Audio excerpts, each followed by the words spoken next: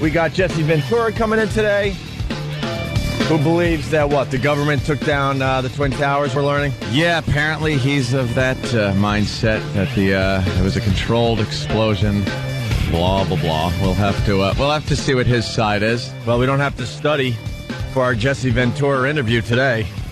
No, that's for sure. It's going to be a bit heated. I heard Let's start building our wall between us and the interview. Yeah. I heard him on Larry King, I don't know, maybe a week ago, and he sounded quite reasonable about a lot of political things, about George Bush and the candidates, Hillary and Obama. Sounded reasonable. But then you come out with something like that, oh my God, it just kind of takes your credibility and flushes it down the toilet, as my grandma used to call it, the toilet. I have to go to the toilet. Hey, let's get back to Jesse Ventura. So we got the audio. He was on another show recently.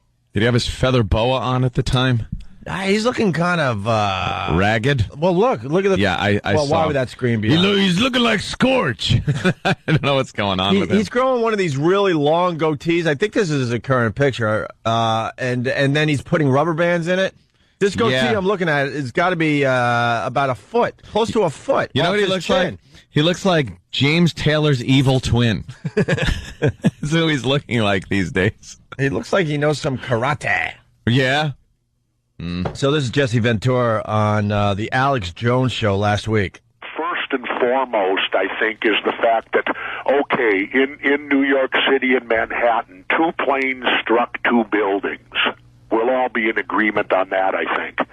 But how is it that a 3rd building fell 5 hours later? What they call World Trade Center building number 7. And for people that think, well, it was just a smaller building, it was 51 stories high. How could this building just implode into its own footprint 5 hours later? That's my first question. The 9/11 Commission never even brought it up. They didn't devote even 1 page to that in their big volume of investigation. Well, the answer is obvious. The government wanted to get away with one. Yeah. You dope. Can you just maybe accept the fact that when 2 giant skyscrapers plummet right next to this building, that perhaps some damage is going to be done to it and it will fall down, and that a fire inside of it can weaken the structure, and that there isn't a precedent for this? That you can't look back and go, well, when 2 100-story towers come tumbling down right next to another building, in the past 15 times that's happened, that other building never fell. But this time it did. Wacky things happen. Things happen like that. And that makes more sense than any other theory. Go to the simplest thing. That's what you got to do. So what you got to do first is eliminate the simple things. You ever see Sling Blade?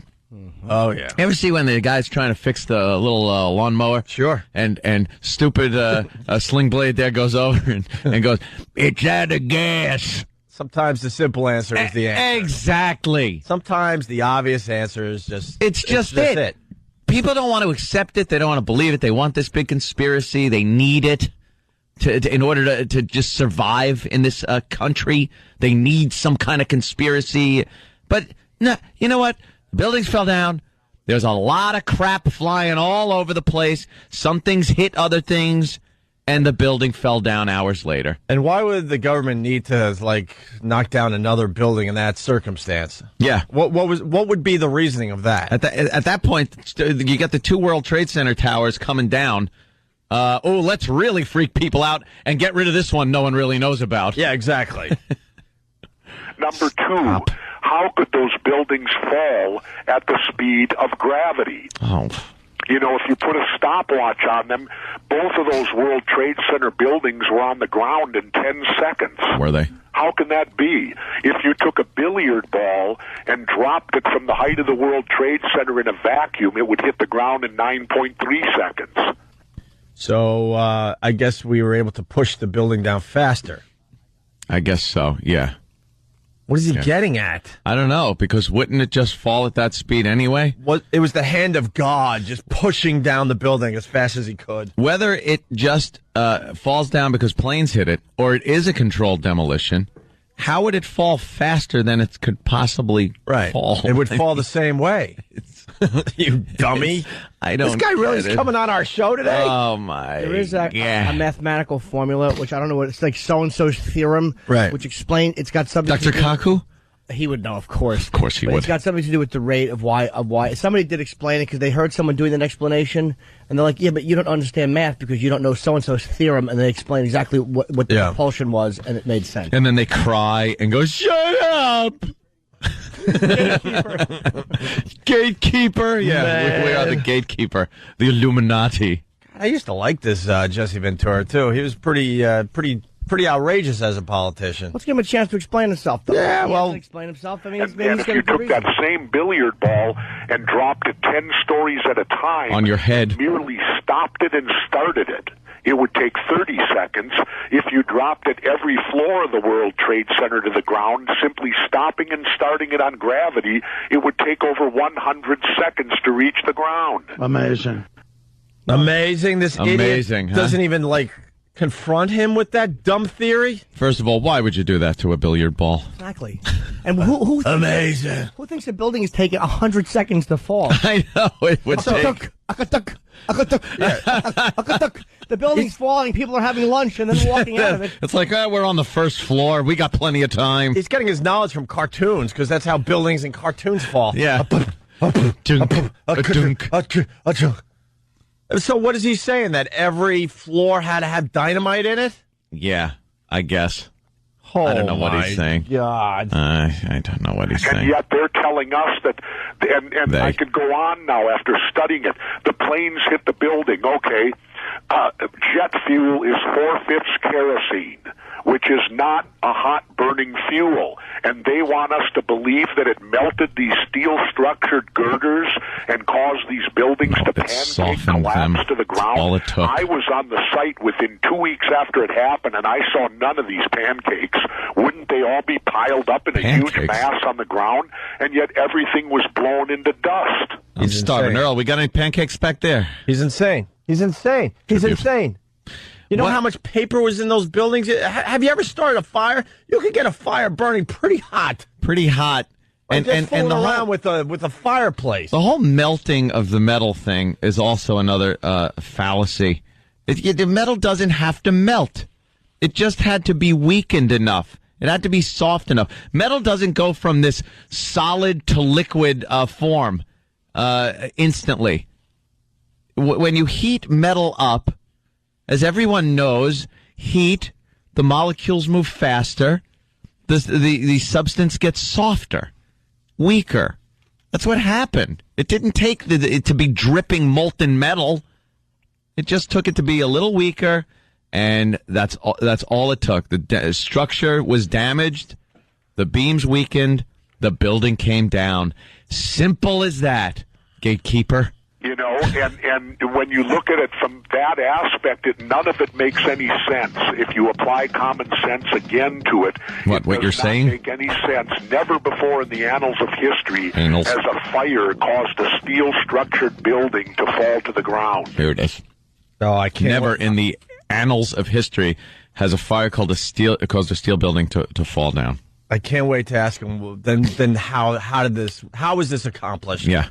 With what, thousands and thousands of workers. That's my argument all the time. We've seen so many shows. I've seen so many shows on demolitions of buildings. I enjoy watching it on Discovery. It's fun. It's educational. I like watching things fall down, especially old people cracking their hips. Right. Well, but how do you get a crew? You know what it takes? They show crews for weeks at least working on buildings. They got to strip it out. They got to drill holes in the cement structures. They got to plant dynamite in there. Yeah. They got to run cables, wires that are giant cables running out of the building. They put come-alongs and springs that pull the beams in towards each other. How do you do this while people are typing? And how do you wire it all together to one little kapooey thing. To one hitting kablammy thing. Yeah. The plunger thing that Wile E. Coyote pushes down cleverly. Time for the kapooey. I don't know how, but the Roadrunner has taken the dynamite and moved it right behind the stupid coyote, and he never knows. Well, he hits the plunger. Also, the tragic ending of Tom from Tom and Jerry all the time. Yes. He does that constantly, blowing himself up with the plunger thingy. Well, this is what Ventura thinks happened. You've worked with explosives. What does it look like to you? Another radio guy. He's worked with explosives? I got to stop our Jesse Ventura audio to point out another radio guy. Worked with explosives. Another man-cow like-sounding guy. Why talk in your normal voice? Thank you, Brother Weeze. Thank you. He's out of work right now. He's the king of Rochester radio. I thank him for teaching me the best lesson ever in radio. Simply go on the air and use your regular voice. Yeah, I was radio guy back in the day. Were you? And then Brother Weeze said he basically slapped me one day. Well, now that was more character-driven crap. But then he slapped me and said, "Just use your regular voice, and you'll be ahead of everybody." Listen to this guy. You've worked with explosives. What does it look like to you? Well, upon looking at the film in super slow motion and the way the building fell and comparing that to the way that they do like a controlled demolition of a hotel in Las Vegas, they both fell identical. And it just is beyond me. And I kick myself for when it initially happened that the light didn't go off. But again, I was so shocked that this thing had even taken place that I apologize for not being more aware, but I don't think I was alone, as were most of the people in the United States. Wow, even if they took me into the basement of the White House and said, all right, look, man, you're a pretty powerful person now, so we got to tell you what happened. Mm-hmm. You know, the Bill Burr bit, or who came up with that bit on the show? It's brilliant. Well, Bill Burr is always saying that, so I'll just give him credit. I think it might be Bill Burr, and they take you into the basement of the White House and go, look, it's true, look, and they prove it to me. That they show me all the paperwork, I would still not believe it. Still go, come on, you couldn't pull that off. Right. I don't care what you did. Show me the Kennedy thing, how you got rid of him. Show me all the other fun stuff. Right. But no way in hell did you do that. Jesse the Body Ventura. He seems like a pretty bright guy. Well, I guess he was at some point. Let's say hi to Loved him in Predator. Loved him. Who didn't? I loved him when he was doing the WWF stuff. Yeah. When he was a commentator, ringside. Fantastic. Had feuds with Hulk Hogan. Yes. Let's say hi to Nigel in Kentucky. Nigel. Good morning, gentlemen. Hey. Unless I'm severely mistaken, the guy with the radio voice is Alex Jones, a conspiracy theorist who has his own little show, and he delves into this topic often. That's kind of, you can't blame him even. Because if you find a niche like that in radio where you're a conspiracy guy, that's kind of cool. You can sit there on the air and just kind of blurt out all this stuff because I'm sure it gets the phones ringing and, you can't even blame him. Yeah. Stupid radio voice. Oh, no, I'm just blaming him for the radio. It's a good gig. It's like, the hard right-wing, guys. Oh. You think they live their entire life like that? Come on. But they got a great gig going, so they do it. Jimmy, give me your radio voice. Oh, thank you. Oh, that's a good one. Jesse, what are you trying to say? Well, Jesse, I think that's fantastic. It's very interesting. I think you got to put a lot of olives in your mouth. Now, if I had a cue ball in my mouth, and I do.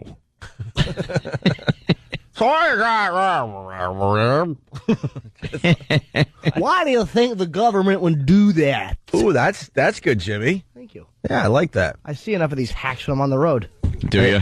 I got a bright idea. I've been thinking about this for a while, and then listening to, what was his name again? Alex what?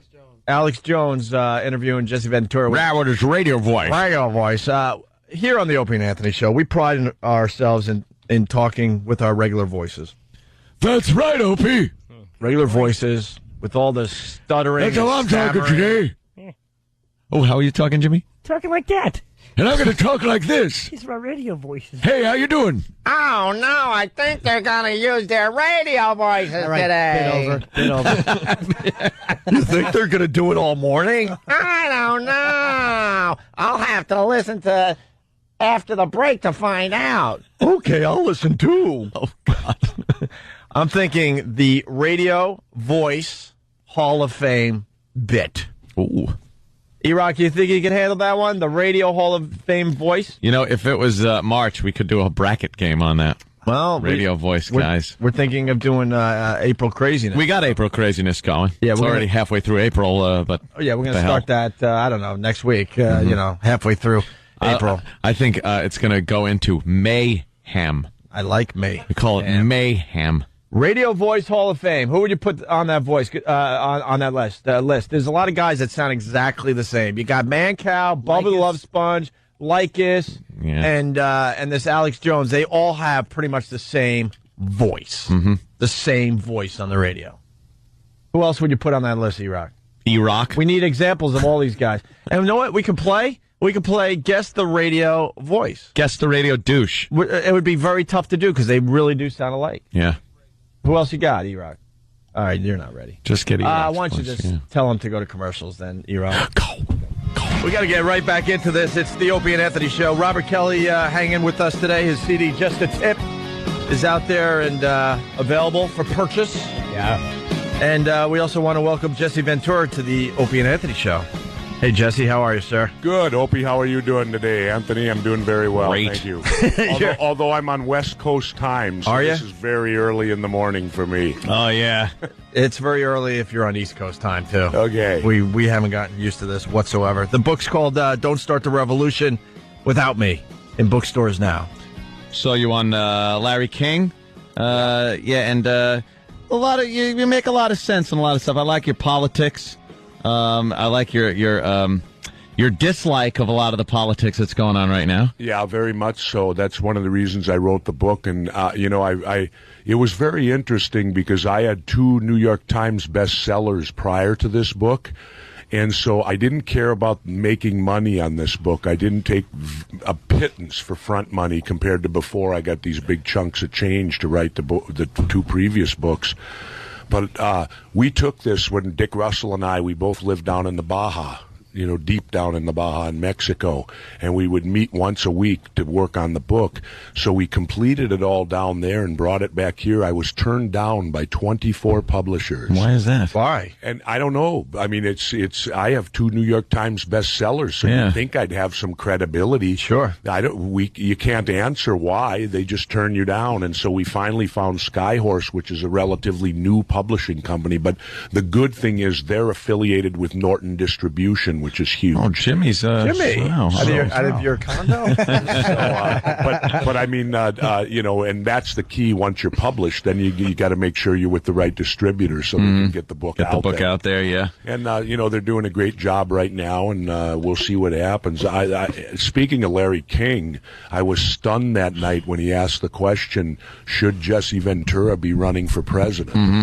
And he had 15,000 people respond. 88% said yes. 88. I figured if I'd get 60, that would be tremendous. Well, was he implying you should, or he thought you were? No. Larry's Larry's really a little out of it what's there. going on. No. Aren't you president? And no, I'm not running. I would have to sit down, and my wife, after 32 years, might leave me if I did. So, well, the whole thing is, there seems to be this want for change from the people in this country, but it looks like business as usual. Even Obama is running on this campaign of change, yet it's still Washington politics. You're pretty extreme in your want and your the way you would execute a change in this country. You mean common sense is now extreme? So that's what I liked about what you had to say and what I was listening to. It sounds very sensible. Yeah, well, I've always been a common sense person, and as much as Barack Obama talks change, he's still just another Democrat, and he will have his strings pulled by the Democratic Party. They're all puppets, and that's where I'm different. Well, that's what I was listening to you saying. No party. You said that there shouldn't even be parties. That's how I feel about it. I think you should run on who you are, and not on. I like to refer to them as the Democrats and the Republicans. They're the same as the Crips and Blood street gang, only these guys wear Brooks Brothers suits. Yeah, you hate the two-party system, obviously. Yeah, well, I hate the two parties because they have no credibility. If I can tell a story quickly, when I ran for mayor of Brooklyn Park, the sixth largest city in Minnesota, way back in 1990, it was a nonpartisan election, which means there's no party involvement because it's a local election, which many of them are. But yet the leaders of the Democratic and Republican parties sent a letter to every citizen of Brooklyn Park calling me the most dangerous man in the city. Well, I ended up winning the election, defeating the 25-year incumbent 67% to 33%. Right. 2-1 to him. I won all 21 precincts, including the one he lived in. That's got to be a message. You can't even win with your neighbors. Well, here's the point I'm getting to.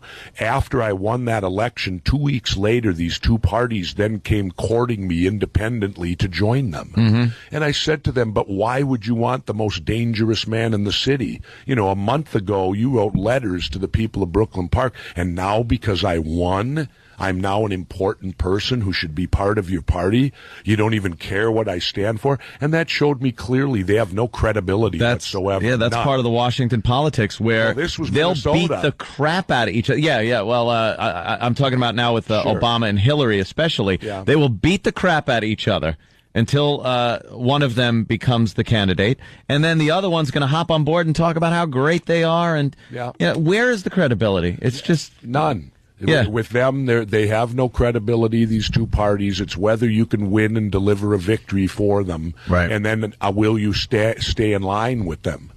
March in their lockstep once you do get their nomination or go on to win as a part of their two parties. Mm-hmm. You obviously have a passion for politics. Why did you get into it so late in your life? I never really had a passion for it, and I never expected to get into it. It seems like it came out of nowhere, though, because we obviously all know you from the wrestling and it was a new job. It actually started in that mayoral race. Right. I lived in a neighborhood that had a big, huge wetland, and they were going to give us concrete curb and gutter. And of course, when they gather water, they have to put it somewhere.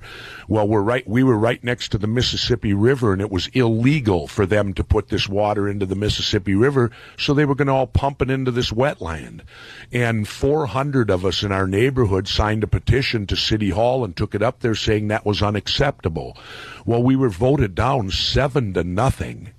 And I sat back and thought, I could have accepted 5-2 or 4-3. We couldn't convince one of these people, not one. 400 people, that's a lot for a neighborhood, right? In a smaller city. Mm-hmm.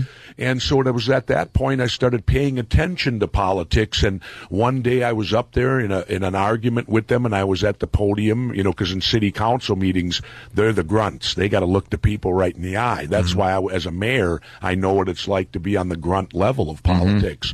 And I looked at the council and I said, and the mayor, the 25-year incumbent, and I said, you're going to make me run against you, aren't you? And I didn't really want to do it, but his buddy up there started laughing and said, you can't win. Oh, boy. And no one tells me that, that I can't. I'm a Navy SEAL. We don't believe in the word can't. And so I knew when I walked out that night I was running for mayor, and I became the mayor. Then I did one term. Could have been reelected. I went back to the private sector for 4 years, and then I saw an injustice happening in Minnesota where we had huge budget surpluses, and these guys were spending it. Now, what this means is that they budgeted, but because the economy was so strong, their taxes brought in millions more dollars than what they budgeted for. They have no right to spend that money like kids in a candy store. So I started saying if I were the governor, I would give this money back to the people. It's not theirs, it's ours. Well, I kind of, as you know, on radio, your credibility is everything, and I kind of backed myself into a corner by saying if I'd have ran for governor, and so then I ended up having to run for governor and amazingly won. Wow. Why no? Because it said here, you in the back of the book, it says you were one of the most highest approval ratings in history as Minnesota governor. Why did you not? Because it said here, in the back of the book, it says you were one of the most highest approval ratings in history as Minnesota governor. Why did you not? Because it said here, in the back of the book, it says you were one of the most highest approval ratings in history as Minnesota governor. Why did you not go again? I mean, because again, I believe that one of our inherent problems today in government is the career politician. Right. I don't think our forefathers had in mind that people would make 35 and 40-year careers out of getting elected, and the incumbent has a huge advantage in getting reelected. So I choose to only do one term and then go back to what I used to do. Imagine that concept, serving. And when you're done serving, going back. I was one of 2 independent governors. A lot of people don't know that Angus King of Maine was a 2-term independent governor up in Maine. And ironically, Minnesota and Maine every year lead the nation in voter turnout. So if you offer a viable third-party candidate or a third candidate, you're going to get a much higher voter turnout. Well, Angus, after serving 8 years as mayor, the media charged up to him and said, "Governor, what's it going to be now? Congress, the Senate?"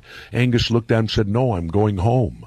He said, I've spent 8 years. I got a lot of things at home that haven't been done, and I'm going back to do that. So, and the other reason, quickly, my wife's health.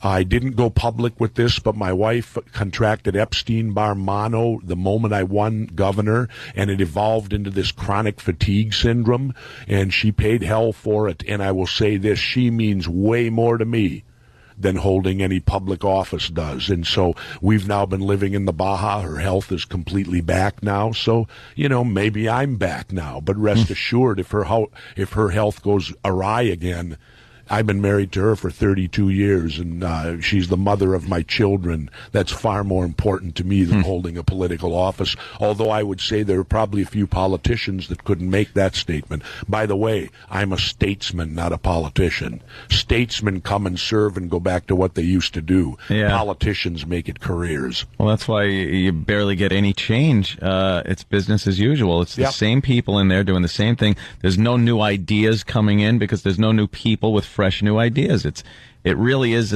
tragic. I want to know some of your stances on some popular and unpopular issues going on. The war. How do you feel about that? I've opposed the Iraq war since before it happened, and I'll tell you my personal reasons for it. My father was a World War II veteran. My mother was a World War II veteran. She was a nurse in North Africa. My brother's a Vietnam veteran, as am I. I never believed that I would ever see my country line up our military at the border of another sovereign nation, regardless of a dictatorship. There's dozens of them out there. And we would invade that country, overthrow that government, and occupy it. That's what the Nazis did. That's what the communists did. And now we've done it. And I can't hold my country on a pedestal anymore because of George W. Bush. He is the orchestrator of this folly. He was a Vietnam draft dodger along with Cheney. I like to refer to them as chicken hawks.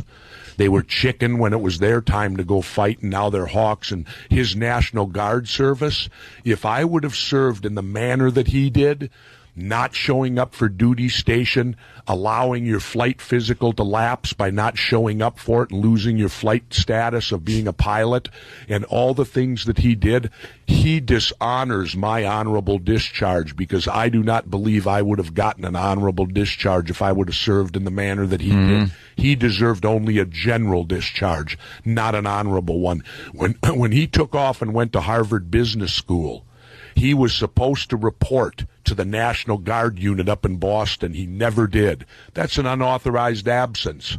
You get court-martialed for that generally. Now, you didn't fall for the thing. A lot of people were bamboozled by the weapons of mass destruction, and that was the reason we were going in. Because I got to be honest with you, at the beginning of the war, everybody was frothing at the mouth looking at this evidence on television and going, hey, if this guy's got all this stuff, maybe we do have to step in here, and he is a threat to national security and world security, the stability of the area. And then when we found out that this was all crap, all of a sudden the war took on this other thing of we must free these people. And again, the dictatorship, I don't care. If the people get aggravated enough at their leaders, there's supposed to be a revolution. This is the way it works, not some other country swooping in to put our values on people that don't really want. If you want freedom, you'll fight and die for it. Absolutely. Well, first of all, why was there a rush to war? He had no delivery mechanism, even if he had weapons of mass destruction. You have to have a delivery mechanism to get him here. You think Saddam Hussein had rockets that could reach the United States? Absolutely not. We were keeping a close eye on him. And if he certainly could reach anyone else like Israel, if he tried, you think the Israelis wouldn't respond? Guess again. Yeah. You know, the point was, what was the rush to war? The inspectors, he said he'd let them back in again. Why couldn't we wait 4 or 5 months for these inspectors to do their job? But it was like, oh no, we got to get in there before the inspectors get in there. There was this rush to war to get in there, you know. And like Richard Clark, the only honest guy who in front of the 9/11 Commission, the only one who apologized for 9/11. Like he said, the day after, they were talking Iraq. Remember that? And he was saying, but it was Al-Qaeda in Afghanistan, and they were saying, no, get us Iraq. Right. See, this was all a planned operation, you know, from top to bottom. And I'll tell you quite honestly now, I have my doubts about 9/11. Now that brings us there. We listened to some clips of you talking. Can we take a break because we're really late, and we'll pick it up with the 9/11 stuff? Because like Ann said, we start our show because we found that really interesting, and we definitely don't agree with you. But I wanted to get into this and see. Well, we'll see how, let's have some fun with that, and we'll see how you counter. My point is, why is it? Well, no, stop. All right. After the break, trust me, we'll give you the floor. How about please stop? Just stop. Yeah. 6'8" and he's a Navy SEAL.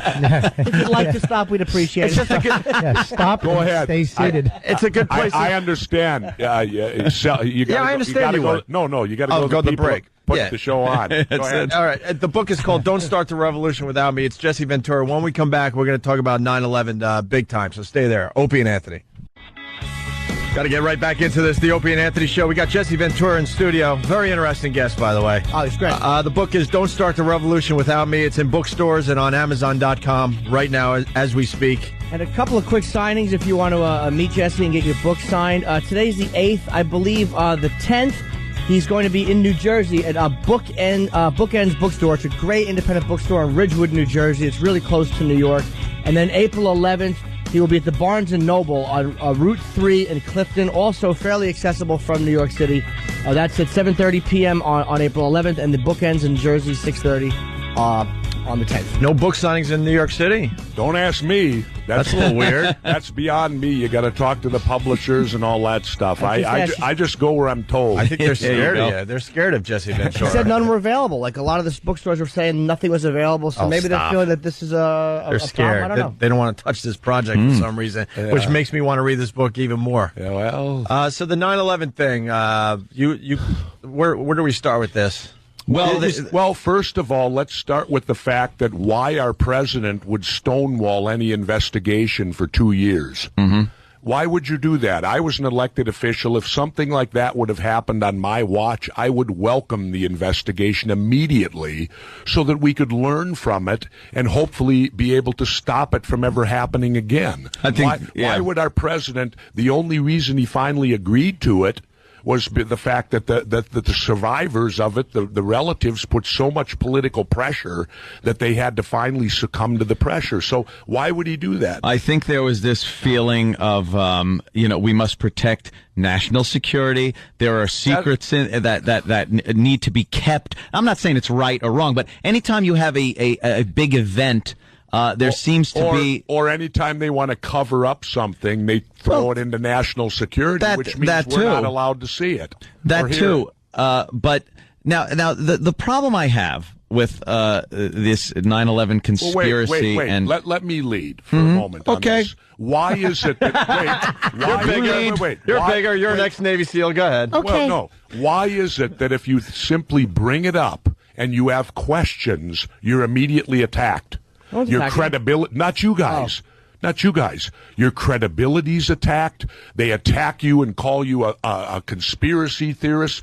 Okay, the government's is just a conspiracy theory too. There's no proof to what they've told us. Now, what they want us to believe and what they've sold us is that 19 Islamic radical terrorists came to this country armed with box cutters.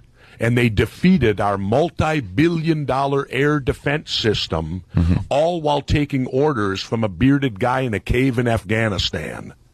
Now that's when you phrase it like that, it sounds oversimplified ludicrous. version. What I'll do you tell mean? you what. That oversimplified. Yeah, that's what they it's told very us happened. oversimplified. That is what happened. I think what happened. Yes, box cutters. Now, in this day and age, if someone pulls a box cutter out on a plane, he's going to get his ass handed to him by the entire group of passengers. The weapon they had was hope. That was their weapon. The hope that they were going to land safely and let's just leave these guys alone because it was an unprecedented event.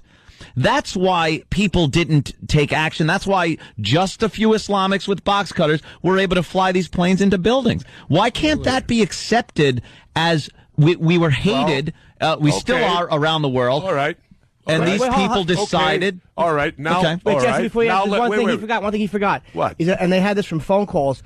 From people. Yeah, the phone calls right, that but don't the height, work from that height. Right, but they were a lot lower when they were coming to the buildings. Oh, okay. Okay. Was that always make it convenient answer here? Well, that's accurate. Yeah. Okay. They weren't at 30,000 feet. It's the bottom line. They thought they had bombs. I'm saying that's another thing is they thought they were going to. How come we couldn't find the black boxes? The two black boxes, the indestructible black boxes that you could. They've had planes fly into.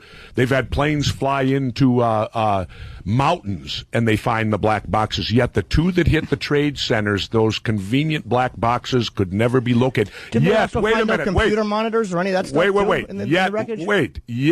Wait a minute. These are indestructible. They're designed to survive a crash. Right. Yet they found supposedly the paper passport of one of the hijackers. That conveniently they could find that, but not the black boxes. I would never say there's not huge inconsistencies. All right. Okay. Now let's go on. Let's go on to the strikes themselves.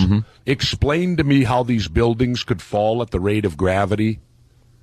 How they could fall at the rate of gravity? Yeah, if you took a billiard ball and dropped it in a vacuum, it would hit the ground in 9.3 seconds from that height. These buildings were down in 10. So what? Now, wait a minute. Go to physics for a moment. You've got a moving object hitting one that's not. They're telling us they pancaked all the way to the ground. What, with no resistance? But they also had... There was no resistance at all. There's also something with the building's design where they kind of bowed out like a bow because of the way the buildings were designed. I mean, there was like a... Picture two bows being kind of bent out, so things are just falling through. And there was also, I heard this argument made, and the building design. There's a formula which explains. The building was designed to withstand a 707, which is a bigger plane. Right, but first of all, and all these things that you're saying. Like the fact that this all I'm doing is asking questions. I know, but I'm saying that we're trying to give some kind of common sense answers, and we give a common sense answer. You're like, well, that's because every answer you have is convenient. They weren't at 30,000 feet making those phone calls, and if this blithering idiot government could pull off this massive conspiracy, why do you do it with airplanes? Why don't you just? I mean, if they could go through all this. Why don't you just park two trucks in the basement like was done in '93 and do it that way? A, you kill more people. B, you remove the nonsensical, the equation of the airplanes, all the phone calls that were made to loved ones. There's Arabs on the plane. Yeah, and some of those neat phone calls that were made, did you ever call your mom and use your last name? Some of the calls, the last name was, "Hi, Mom, this is..." And they used their last name. So what's the explanation to that? That's irrelevant. Yeah. Those are small things. Let's talk about... Maybe they were doing that to the final record of themselves. Let's talk about the plane fuel. It's 4/5 kerosene. Plane fuel. Doesn't burn hot. Kerosene. Now, if you use a burner when you go camping, you use propane. That burns way hotter than kerosene. So by using their logic... if I turn my propane camp stove on for like 4 hours with the flames, shouldn't the grates melt? But they don't, do they? Yet they have us believing that kerosene could melt I-beam construction steel in a building. It just softened it. Wait. And the smoke got continually darker. Now, any fireman will tell you that when smoke gets continually darker, it's because of lack of oxygen, which means the fires were cooling, then why don't not getting hotter. Firemen don't agree with you. Firemen think that what happened. A lot of firemen agree with me. I've never met one. We've had a tremendous amount of cops listen to this show. I've never met a fireman that's thought that. All right. Ever. All right. Getting back to the original thing, why, if you bring up questions on this, are you attacked? No one's attacking you. We're bringing up questions. You. But we're bringing up questions, you know what? too. We're bringing up questions, too. You're not answering the questions. I'll answer you. I don't have the answers. I'm not saying that I do. I'll let you know why. Nobody's given me an adequate answer on. And okay, now I realize that the world probably knows more about demolition than I do. Even though I spent 4 years as a member of the Navy underwater demolition team, and I was trained by Chief Warrant Officer Casey, who I consider the greatest demo man on the planet. But yet don't judge me to have any knowledge of demolition. But then don't you know that what it takes to bring down a building in a controlled blast, right. the preparation work, the time, the stripping of the building, the pulling of beams with come-alongs. How do you do that in an office building? Okay, all your 4 main structured beams were severed perfectly towards the inside. That's what you do with a shape charge so it doesn't blow up outside. Now, where did this happen? Right in those buildings. But how do they get it done without anyone noticing the work that was being done? If you check on it, you'll find out that there were floors shut down weeks prior to for maintenance work where people were told not to come into work that day because they couldn't get to their floor that day. Maintenance was going on. My next point is this. How do 2 planes drop 3 buildings? World Trade Center Building 7, 51 stories high. Have you ever seen the tape of it? Oh, It imploded into its own footprint. I did. Now, they tell us that happened from debris hitting it. When 2 100-story buildings fall, you're going to get unprecedented debris. Yeah, powdered debris. Explain that to me, too. Why, when they fell, was all the cement blown to dust? It was powder. Remember the massive powder? Mm-hmm. Wouldn't it come down in big chunks? It did come down. There were some of the upper parts. It did. Yeah. Where did all this powder come from then? All this powder, and look. Maybe what was inside. That was cement. The way the towers were built, obviously the metal outer structure, and then the inner structure was the cement floors. Those powdered. The metal structures went out. If you watch the tapes, you can see them peeling like a banana peel out to the sides. That debris wrecked a lot of the buildings down there. It made one of them look like it had a claw mark right down the. I was there a week after. Yeah, I was too. We all were. Yeah. Oh, but I mean, I walked the site when they had it all. So did we. Good. All right. We got the inside scoop. All right. NYPD. Then here's another question I have. Mm-hmm. How could there be molten metal then under the building which stopped the digging? Because they said that they couldn't dig in certain spots because of molten metal. Still fires burning? Yeah. If the fires happened way up 100 floors in the air, how could there be molten metal down below? Well, wasn't there a blowout from, first of all, when the buildings fell, I imagine the fire didn't stay up there in midair. And also... they were brutal fires because never before has a fire dropped a steel structure building in the annals of history. But also we never had an explosion like that to watch in an office building that was constructed like that. And also remember, to answer your question, hold on, about the fire in the bottom. It was also alleged. Didn't you see the footage that was made by those French documentary guys? There was fire down in the basement because the engine and stuff came down through the elevator shaft. There were a lot of flammable materials. The only problem was the elevator shafts were sealed. They always are. So the fire's not going to go down the shafts. No, but the flaming engine or flaming pieces of plane wreckage. A lot of fuel went down there too. Yeah. Really, I think most of the fuel went on the initial contact. When you saw that huge explosion, there went all your fuel.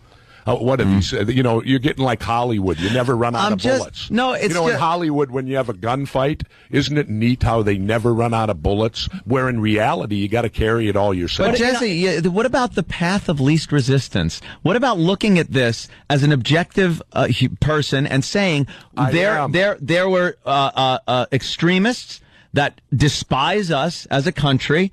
Whether their reasons are valid or not, I'm not even getting into that. Right. But they despise us as a country. They came up with a great plan and kicked our ass. Yes, they defeated our multi-billion-dollar Yes, they did. They did. Unfortunately. Okay. Time out now. Now, I'm going to ask this question. Okay. In my line of work in the Navy and the SEALs, you're not given the opportunity to fail. Right? Mm-hmm. All right. 9/11, 4,000 people died that day.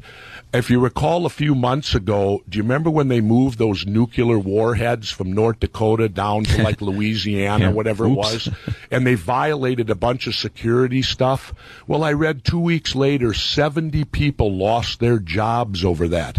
Now, with this huge, massive failure of our air defense system, Why was no one fired? Because the people who allowed it to happen, unfortunately, were the captains who opened the door and got their throats cut. Did they really violate the air defense system? But they were commercial airliners. No, you can't. No. They were commercial airliners. Wait. How did they violate the air defense system? Simple. Because you remember when Payne Stewart died, the golfer? Yes. He took off from Florida in a private jet, not even a public one, a private jet. They lost contact with him. Within 20 minutes, they had a fighter jet up on the wing. The fighter pilot looked inside, saw them all slumped over, couldn't raise them, and said, I believe they're all dead, stayed with them till they went up into Dakota or whatever. Had they going to hit Omaha, he'd have blasted them out of the air, but they didn't. They went down in a field. Here's the failure. You had 4 commercial airliners all hijacked an hour apart, and not one of our jets ever made it up into the air. Not one jet got up there. That is a massive failure, and you can try to out-yell me and do all that you want. There is your failure. It's not out-yelling you, but you ask a question. You throw a question out, and I try to answer or at least speculate, and then you go, oh, okay, time, and you just barrel over it. It's like, that's not right. We can all just ask questions that don't have an answer to them. I don't know why nobody was fired, but because I don't know who was fired or why they weren't fired, that does not mean that the government set up 9/11 and I didn't see what I thought I saw. Jim, the reason why they weren't fired. I know why they weren't fired. You don't know why they weren't fired. I know why they weren't fired. They weren't. I actually talked to an American airline pilot 2 days after it happened,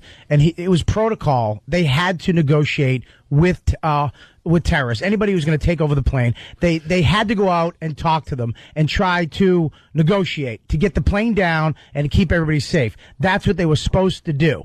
They weren't. Now it's lock the door. Nobody gets in. We drop the plane. I'm not even talking about that. I'm talking about our air defense. Our air defense, right. Why weren't there? Up there? Where were they? They totally and 70 people lost their jobs or were demoted over this little spectacle in North Dakota. This one, nobody lost their job. Why? Well, if you start firing people, then there's going to be investigations, aren't there? But if you don't fire anybody, business as usual, everything moves right along. So you think that the supervisors knew that commercial airliners were by our government, were being flown into buildings through this whole thing, or just... But they knew they were hijacked. I've been there. So why didn't... I've been there, and I've watched air controllers. Every plane in America has people watching it at every second. These planes went out and made U-turns over Ohio and all that and started heading back this way. Where was the bells? Well, all they got to do is say, we got a plane that's way off course. First of all, there was no thing, we're hijacking this plane. Well, wait a minute. No one could believe it because we were all doing war ops up in Alaska at that time. The air traffic controllers couldn't believe the flight pattern. They didn't know exactly what was happening. No one said, this is a hijacked plane. This is what we want. So all they did was they lost communication with pilots. They saw them flying erratically, and then all of a sudden one hits the building, and then X amount of minutes later, the other one hits the building. An hour later. Okay, whatever. But what does that mean? An hour later? So what does that mean? What do you think happened? That means that somebody had people standing down. That's JFK, Oliver Stone terminology. But I'm saying to stand down. So the government called the military. Have you been in the military? No. But I'm asking you. Have you been in the military? And I'm telling you no. Okay, then you don't know. But I know stand down is a real term. But I'm saying that was from the movie JFK. Someone said stand down. So do you really think someone called and said stand down? You can't keep a secret between 10 people. But all of a sudden, this massive thing that killed 4,000 citizens, everyone's willing to keep quiet about. No. I'll counter that with you by saying, what was Adolf Hitler's greatest quote? The bigger the lie, the easier the sell. That's great, but that is not relevant to this. Oh, it isn't. No, it's not. So if this isn't a lie. You couldn't keep tailhook. What was the one with the sexual scandal? Nothing is kept quiet. Adolf Hitler didn't have the internet working against him. Adolf Hitler didn't have digital cameras. You couldn't keep Abu Ghraib quiet. Abu Ghraib brought down the whole thing because a digital camera was sent over the internet. The times are different. The information is transferred differently than it was back then with Hitler. That's not an accurate thing. It would be very difficult to keep something this magnitude quiet. There's so many people that would have to be involved. What about on the local level? What about the Air National Guard at the local level?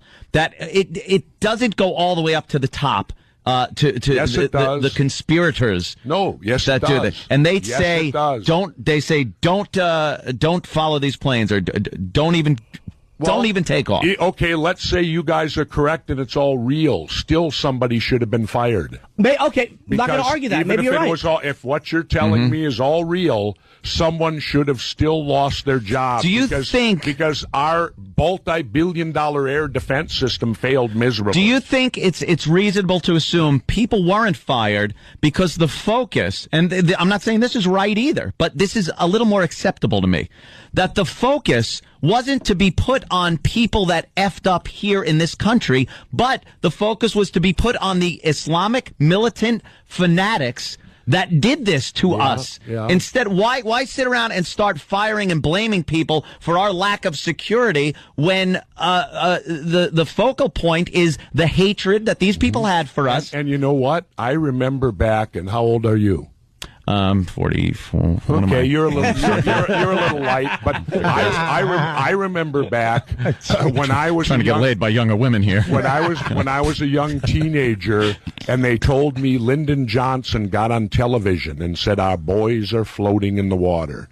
I remember when they told us about the Gulf of Tonkin incident, where they told us that North Vietnam had fired upon 2 of our ships, and that was the declaration of war that got us into the Vietnam War. Now, a couple years ago, I was teaching at Harvard, and McNamara, who was, I believe, Secretary of State or one of them at that time, he's now going around with the new film, The Fog of War, and he's admitted the Gulf of Tonkin incident never happened. Now, 58,000 of my generation were killed in Vietnam over an incident that was made up. It never happened. Now, do you think that, do you now understand why maybe I don't trust my government? Yes. No one is saying that the government should be trusted blindly, and no one is saying that they're not garbage on almost every level. I'm talking about this, and it's not some blind trust. But you're a common sense guy, right? You're a common sense guy. Yeah. And yet, common sense, if they were going to do this, I mean, why not consider it? Why would you go through all of the possible things that could go wrong?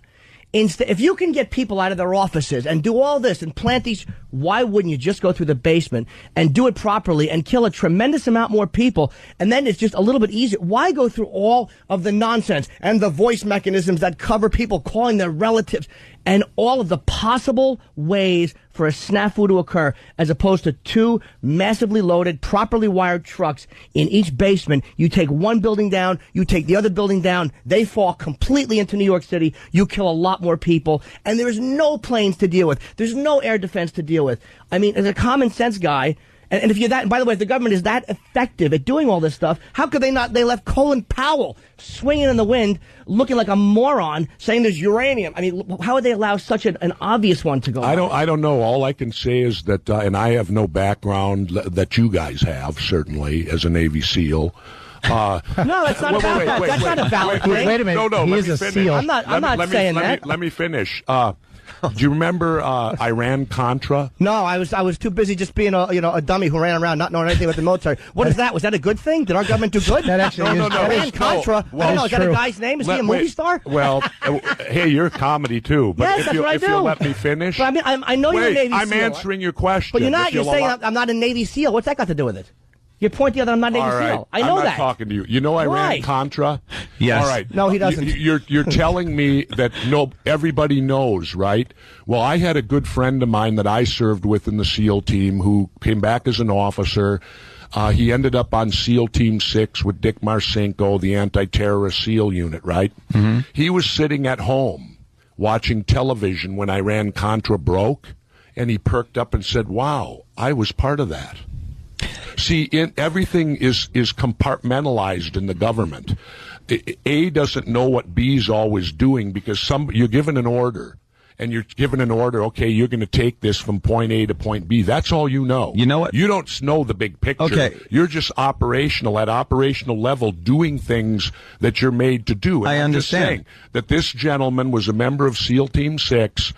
It was part of Iran. He had no idea he was part of Arms for Hostages. He was given a job to deliver something from point A to point B, and then when it broke, he then went, wow, I was part of that. Would he then admit to that? No, he wouldn't. Let me tell you the difference. Regular people, because it was an illegal activity, right. And if he admitted to that, he possibly could have faced charges. Let me tell you the big difference, though. And I'm sure you will. Your military experience does come into play when you're talking about things like the Gulf of Tonkin. Yes, and Iran-Contra.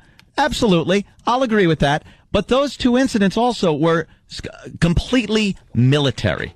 Completely military, which, if you ask me, it's a lot easier to deal with and keep quiet than airliners that are full of civilians. You got to bring in terrorists. Who would you admit have to have to it? It's mass murder. Someone's going to admit to be. Somebody would talk about it. It's when you start involving massive amounts of civilians you guys and, are right. and commercial aircraft. You've won me over. We weren't trying to win you over. You've won me over. But you won't address you ran right over the possible as a common sense guy, and you are a common sense dude. No, I'm not. I'm a radical. You won't look at why they wouldn't go through the basement. That's a valid question. You're asking a lot of questions, and I'm asking a common sense question. I can't answer why. Doesn't that, as a smart guy, make any sense? Sure. Why wouldn't they? It's other options. But it's an option that was very hard to do. And you're now telling me that they should have done it this way, even though they were successful the way they did do it? I don't. Because then why would they have to do it your way because I don't when think they were already successful? Come on, now that's cheating. Way. I don't think they were successful because I don't believe it happened. So I'm playing the same game. I'm being speculative. It did happen. Why can't you believe it was just terrorists? I can. Oh, you can. But I believe we were complacent. Yeah, okay. Complacent. I believe we were ignorant. I believe we were complacent. I believe we were careless. I believe we thought we were untouchable. It could be beyond that. I don't believe. You don't believe that, like the Gulf of Tonkin incident, that we would orchestrate? You don't believe the Ruckstag fire back in Germany, where the Nazis blamed the communists to get the country in an uproar to go to war? And then later they found out that it was the Nazis who did it. What's the end game? What's the end game of the government thing? What did we want? The end game is controlling the oil in the Middle East. So we wanted to go into the Middle East. Don't you think it would have been a lot simpler to come up with some weapons of mass destruction? And how about we put a few of them thousands of miles away from the media and everything else and say, look what we found. Here's our reason to go in. We had him under sanctions for years. We were still flying over his country and not allowing planes to fly there. We could have done anything we wanted and said he did anything we said he did to get our people into Iraq. Yet this huge scheme has to come out. You're right. Where we kill civilians. Right. Anthony, you needed everybody. Anthony, you needed the whole country behind them. You're Democrats, right. Republicans. We loved beating up Iraq. Who didn't love Gulf War I? It was like The Godfather. I wanted part two. No, after September 11th, you didn't like you're the wrong. first one. You're wrong, no. Anthony. Where they invaded Kuwait. I'm not saying on a political level. Which Kuwait used to be part of Iraq, and it was cut out and made it into its own country. So you believe Saddam was entitled to annex Kuwait? I got plenty of weird things. Not that I care. I could care less. Well, I also, believe the Pilgrims didn't have visas. and now we require them. Okay, fair enough. Wait, are you for open borders? Yeah. Wow, you are crazy. Jesus Christ. Jesse, that's from living down in Baja. No. I don't prefer living in East Berlin. Clearly, you guys like East Berlin. Yeah, because in East Berlin, you can come and go as you please. It's the same thing as being here. And because put a big we want our borders fence kind around of our closed. country, and we're the epitome of freedom, and yet our country is the most difficult country to travel in now. After September 11th, yes. We're supposed to be the country of freedom. And we were, and 19 guys came in because, and this is the problem with the communication, and you're right. And they came in from the where? CIA, they came probably in through via Canada, so we're putting a fence on Mexico. Hey, that seems logical. Well, with a lot of terrorists, I'll agree with you there. That seems logical. I'll agree with you there. Let's build a fence at Mexico, even though they came in from Canada. Well, that'll stop them next time. Well, I don't think we'll build a fence at Mexico. Yeah, look. All right. A good point. Good point. That's a dumb thing. It is hypocritical. That doesn't explain, and you're right about so many things about the government being dirty, but all of that doesn't explain how this You're right. government... You've convinced me. It's everything that the government told me. No, I'm agreeing with you. It's everything they've told us. I shouldn't even ask a question. But no one's saying. Why do you say no one's saying you ask a question? I'm agreeing with you. Why are you fighting with me? No, I sense a little sarcasm. You've convinced me. All right, good. You've convinced me. We're good at sarcasm. That my government would never lie to me. My government. You're being silly, Jess. I'm not. Jess, you're being a goose. My country, right or wrong? Absolutely, it certainly is. You know and they what? did Wait the a voice minute. tracking. No, wait a minute. You know what you guys need to listen to? I waited. Okay. Who said the quote, dissension is the greatest form of patriotism? Bush in the planning room when he was going, and you do the voice tracking that makes their own families think it's them. Yeah, I'm not stupid. No, me too, because I think the government's always right. They never I'll lie. ask you a legitimate question. I've been asking it to you, too, and you keep telling me I'm not a Navy SEAL. I don't know, obviously, or I would tell you. I would love to be able to just shut you down with a brilliant answer, but I don't know. Who said that quote? I don't know. Jesse Ventura. Doesn't matter. You're fine. Well, I don't know who said the quote. I'm admitting it. You convinced me. I don't know who said the quote. Jesse, why are you getting so frustrated? I'm not. I don't get frustrated. You'll learn something about us that in my unit. We don't get mad. We get even. Jesus Christ, we're all getting our throats slit tonight. And always remember, you have to sleep sometime. Oh, Jesus. Especially you. You can't slice Jimmy's neck. You don't know where it is. Yeah, You'll hit exactly. his chin. Good luck finding my chin. Well, you've asked questions and I've asked questions. I mean, it's like, why is it that when you're asking questions that are speculative and I ask a question, you get angry? Why are you getting angry? Why are you moving the microphone? I'm not angry. I'm listening. Well, no, you just moved the microphone. Because I have nothing to say. I'm listening. He's convinced. We finally flipped him. We got him.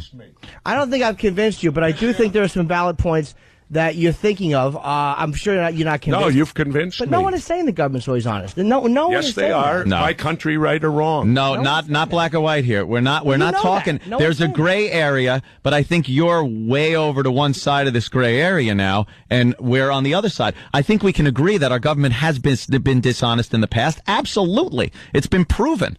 But to use that as some kind of cornerstone to this conspiracy theory on 9/11 doesn't make sense. It's like back when I grew up in the 60s, the only type of assassinations were all lone nuts. There was never, ever another person involved in any of the assassinations of the 60s. You had a lone nut kill JFK. You had a lone nut kill Martin Luther King. You had a lone nut kill Robert F. Kennedy. And Malcolm X. Yeah, another lone nut. Well, a couple lone nuts. No, that was a conspiracy because there was more than one.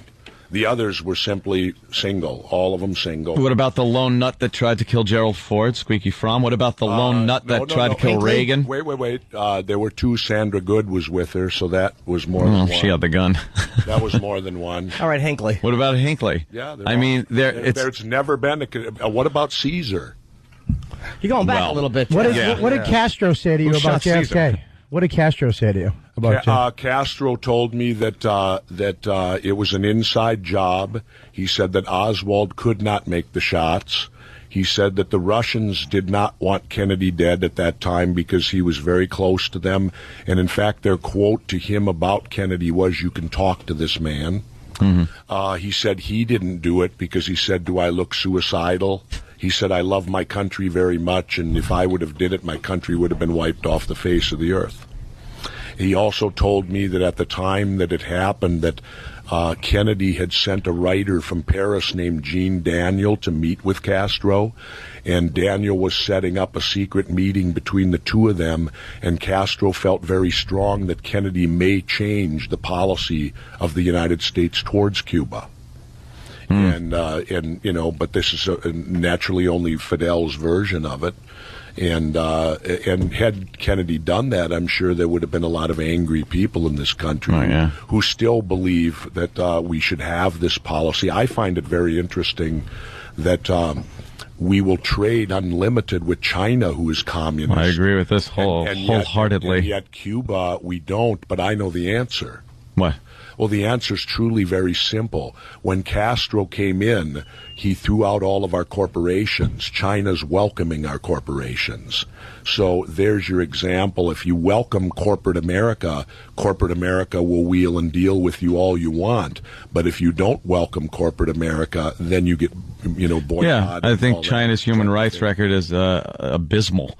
It's just, and why we have any kind of relationship with them is beyond me. I think the Cuban problem also is the fact that they're just holding a grudge against Fidel. I think there's an actual grudge that, this guy was the last communist holdout. I can't believe our country would do that. I could. Our country. Absolutely not. Us. I could. We would never hold a grudge. No, sir, we're perfect. We don't ever tell lies. Apple pie and baseball, ladies and germs, because that's what I believe. That's right. That's what I believe. It's all juggling and smiles, and Mom pecks you on the cheek. I don't think they ever did nothing wrong. No, sorry, Bob. I agree with you. They're terrific. We have to take a break. George Bush won fair and square. I think we have to agree to disagree on this one. Yeah, we might have to.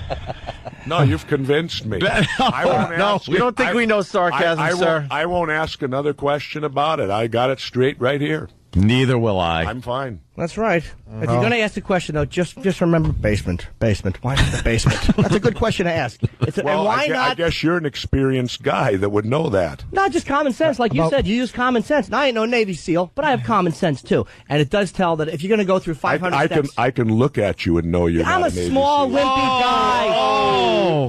Small, wimpy guy. But you know what we're good for? Using our heads. You know, while I was sitting around just being an overfed little fat boy, I used my head. And I thought common sense things all day. Yeah.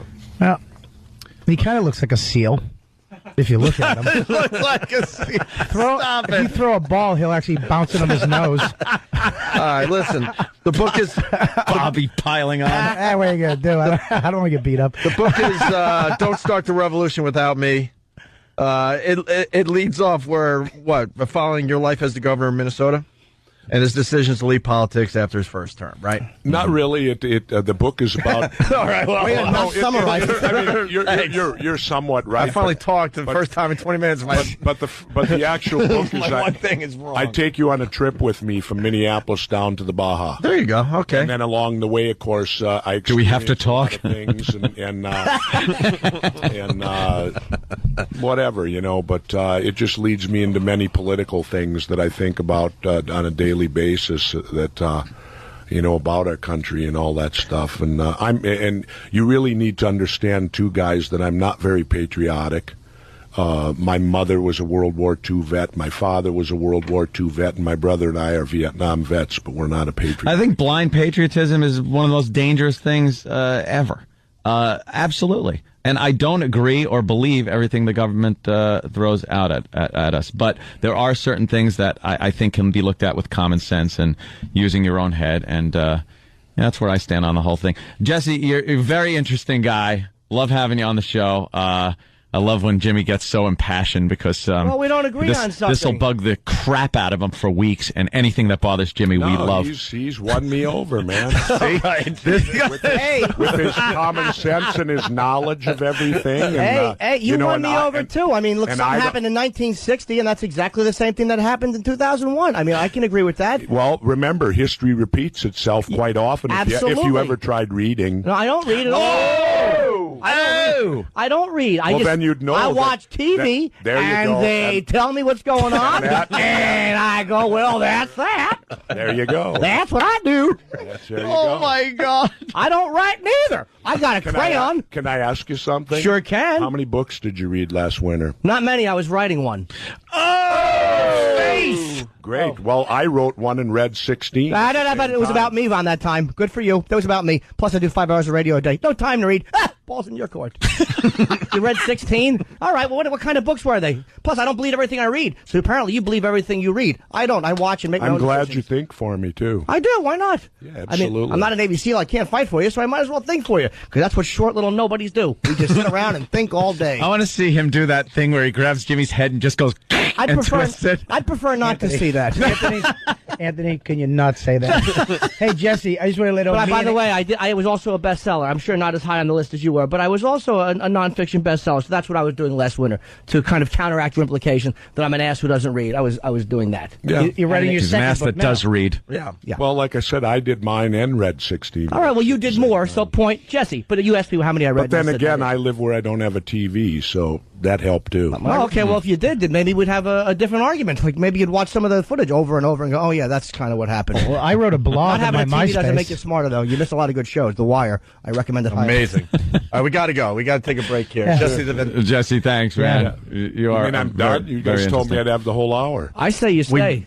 Well, yeah. Well, we're running out of show. Let's go to other topics. You know, you guys got me off on that one. And join us. All right, good. There's plenty other topics. We've run out of show over here, but you could join us over at XM. No problem. Then we'll really. I got other commitments. And then we'll curse it. So. We'll start cursing over there. Call it quickly. Plug real quick the book signings he has. Yep. Jesse has 2 book signings. He has one. Today's the 8th. The 10th is 6:30 p.m. It's at Bookends. It's a great bookstore in Ridgewood, New Jersey. You can fit a lot of people in there. And then April 11th, the next night, is very accessible from New York. Barnes & Noble on Route 3 East in Clifton. It's at 7:30 p.m., so you got time to go there after work. So you got 2 shots over the next few days to go and get your book signed. And it's called Don't Start the Revolution Without Me. Jesse's obviously a radical thinker and obviously a good writer. It's kind of weird that you would plug him because he doesn't like you right now. I don't get into a nice heated dispute. I like him. You can respect each other and have a heated dispute. I like it. He's convinced me. All right. There is a little bit of truth in that. He doesn't want to admit it, but there's a little bit of truth. I raised questions he didn't like, and that's the problem. And I did too, that you didn't like. No, you didn't. Are you guys? None. Not a 1. We got to take a break. Scary. Call Opie and Anthony, 866-WOW-WOW-WOW, 866-WOW-WOW-WOW. Shock Jocks, Opie and Anthony. Shock Jocks, Opie and Anthony. Shock Jocks, Opie and Anthony. Shock Jocks, Opie and Anthony. In case you're wondering, it continued during the break. We're back with the Opie and Anthony show. Pretty much just to say goodbye because we're really, really late. I want to thank Robert Kelly for stopping in. His Just a Tip CD/DVD is out in stores right now, and you can get it through Amazon.com as well. Yes, Jimmy? I will be in Detroit this Saturday. I thought he was going to... What? I thought you were going to plug my CD for me. Yeah, I'll be selling it at Clutch Cargo's in Detroit this Saturday night, and then Caroline's the 17th to the 20th here in New York. You'll convince me to buy that CD. I would say the 17th to the 20th, Caroline. You plug Mike Babbiglia's dumb DVD. You won't even give me one of your best friends a shot. Just get what I did. Oh, what'd you do? I'm sorry. I got it, Jimmy. Why am I dealing just with talk to dumbass? Scott Martin. I apologize, Ope. I should have just looked at you. Yeah, Scott Martin writes, okay, Jimmy stood toe-to-toe with Chris Jericho and now Jesse Ventura. Sam should give him his championship belt. Sam didn't exactly earn it. Just amazing radio, Jimmy. Absolutely amazing. No. Jesse's now talking to Anthony, and I think he's turning Anthony a little bit. Anthony's he turning you a little bit? Sure is. I'm done. I'm turned. No, he's done. He's convinced. Good night, Jeff. I'm turned. Yeah. Okay. Got me. I said good night. He was right. It was morning. He would love to bash my fat little face in that. Alpha males hate me. I wouldn't waste my time. I know you wouldn't. Jesus. Not that it would be a big time consumer. One good slap would do. Alpha males don't like it because they're used to over-talking everybody. Huh? This way. All right, Jesse. Bye, Jess. Go ahead either way. Go officially on the air now and say you've convinced me completely. You said it. That's all I right. need to hear. I convinced you. That's cool. Attaboy. I like that. Hannity and Combs tonight, right? Give you a little plug for that. Yes. Yeah, really? We're friends with Sean Hannity. So Hannity and Combs. I can figure you probably were. Yes. Whoa! We believe everything he says too, pal. Actually, I don't really agree with his politics. I just like the guy. I agree with his politics too. Yeah. He does, though. He changed me. He really, is going to squeeze Jimmy like a stress doll. Big deal. Look at Jim. Big deal. I'm not going to trash the guy because he's not here. I will say this. Like, I have tremendous respect for his military. And I believe a lot of what he said. It's almost like, don't use the fact that you're a Navy SEAL and I'm not, because to say with a basement argument. Like, no one is questioning that. No one is I'm so pro-military. My father's military. I'm so pro-military, it's embarrassing. Right. So it's like, you don't need to use that as a weapon against me. I'm not claiming that knowledge. There was a moment there where he really wanted to choke you out. Big deal. You know, I'm just saying. No, you're right. You're right. There's observations here. And Jimmy, I was actually giving you a compliment. That didn't scare you. In the least, which I thought was really cool. Because he gave you the look of death. That annoyed me. When he said that you guys got to sleep eventually, we all went, oh. Yeah, why? Big deal. Alpha, look, he's a big guy, and I don't pick stuff with big guys. But for real, I don't start stuff with big guys to do it. I don't want to get my teeth kicked in. No, he's coming back. But He's coming. Let him come back. No, I'm joking. The bottom line in something like that, it's like, come on, man. If you want to debate, we're going to be intellectual. I'm not going to ever be back. Look, you're right. It wasn't going to get physical at all. You guys are just going back and forth. I'm not fighting the guy. I mean, his technique of argument, guys do get like that. Like, they try to intimidate you with their bigness. But impossible. However, if we were in a bar and he hit on my girlfriend, I would take her panties off for him. I'm not an idiot. You know what the thing is? Also, you almost forget he was in the WWF. Yeah. He's a wrestler, and he kind of still has that character of a wrestler, which is, hey, you convinced me. Good, Go, and then that give and take kind of back and forth thing. Well, they used to actually. I mean, that guy like that. If you disagreed, had an argument, you would smack the guy on the head and, and go at it. That's hit you with a chair. Yeah, that's kind of what they did, And Jimmy would actually just, go down. I'm not saying he isn't passionate and believes in what he believes, which, but to me, that's fine. Right. That's fine. Believe what you want to believe and stuff, but don't put us on some far out ledge that we believe everything. Whack job it's like level, just like he has questions and probably doesn't believe everything with this whole conspiracy thing. I'm not saying the government is completely honest with everything either, including 9/11, but we just disagree wholeheartedly on the methods used to get us into the Middle East. And also that argument, instead of going, okay, that's a valid, this is what bugged me. Instead of going on a valid point, that's a valid point, maybe I could consider that. It became, you've convinced me. It's like, you think I've never argued and I don't know arguing tech? Stop it. You argue a lot. I'm not going to badmouth the guy. I got to say, Jimmy did stick up to him, but every time he did give a line, he gave it to Anthony instead of looking him directly in the eye. To Jesse? Yeah, that's not true at all. Jesse looked Jimmy right in the eye a few times. I was just kidding. I was just kidding. I want to apologize to the fine people that listen to us and watch us on Pal Talk because it crashed during that. So. Well, there was a lot of people wanting to check it out. Yeah, I know. Right? Yeah. However, I would suggest the book. It's obviously he's a controversial dude, and he's a best-selling author. You can't, and he served this country certainly a brave man in Vietnam. Yeah. Nothing bad to say about him as a guy. And an entertaining wrestler. Yes. Apparently a good governor. He needs new jeans, though. Yes, he does. And you notice that too? Don't start the revolution without me. It's on sale now in bookstores. He had very old, faded jeans on. You can't trust a guy that has very old, faded jeans on. When you see those jeans coming towards the bridge of your nose with a leg drop.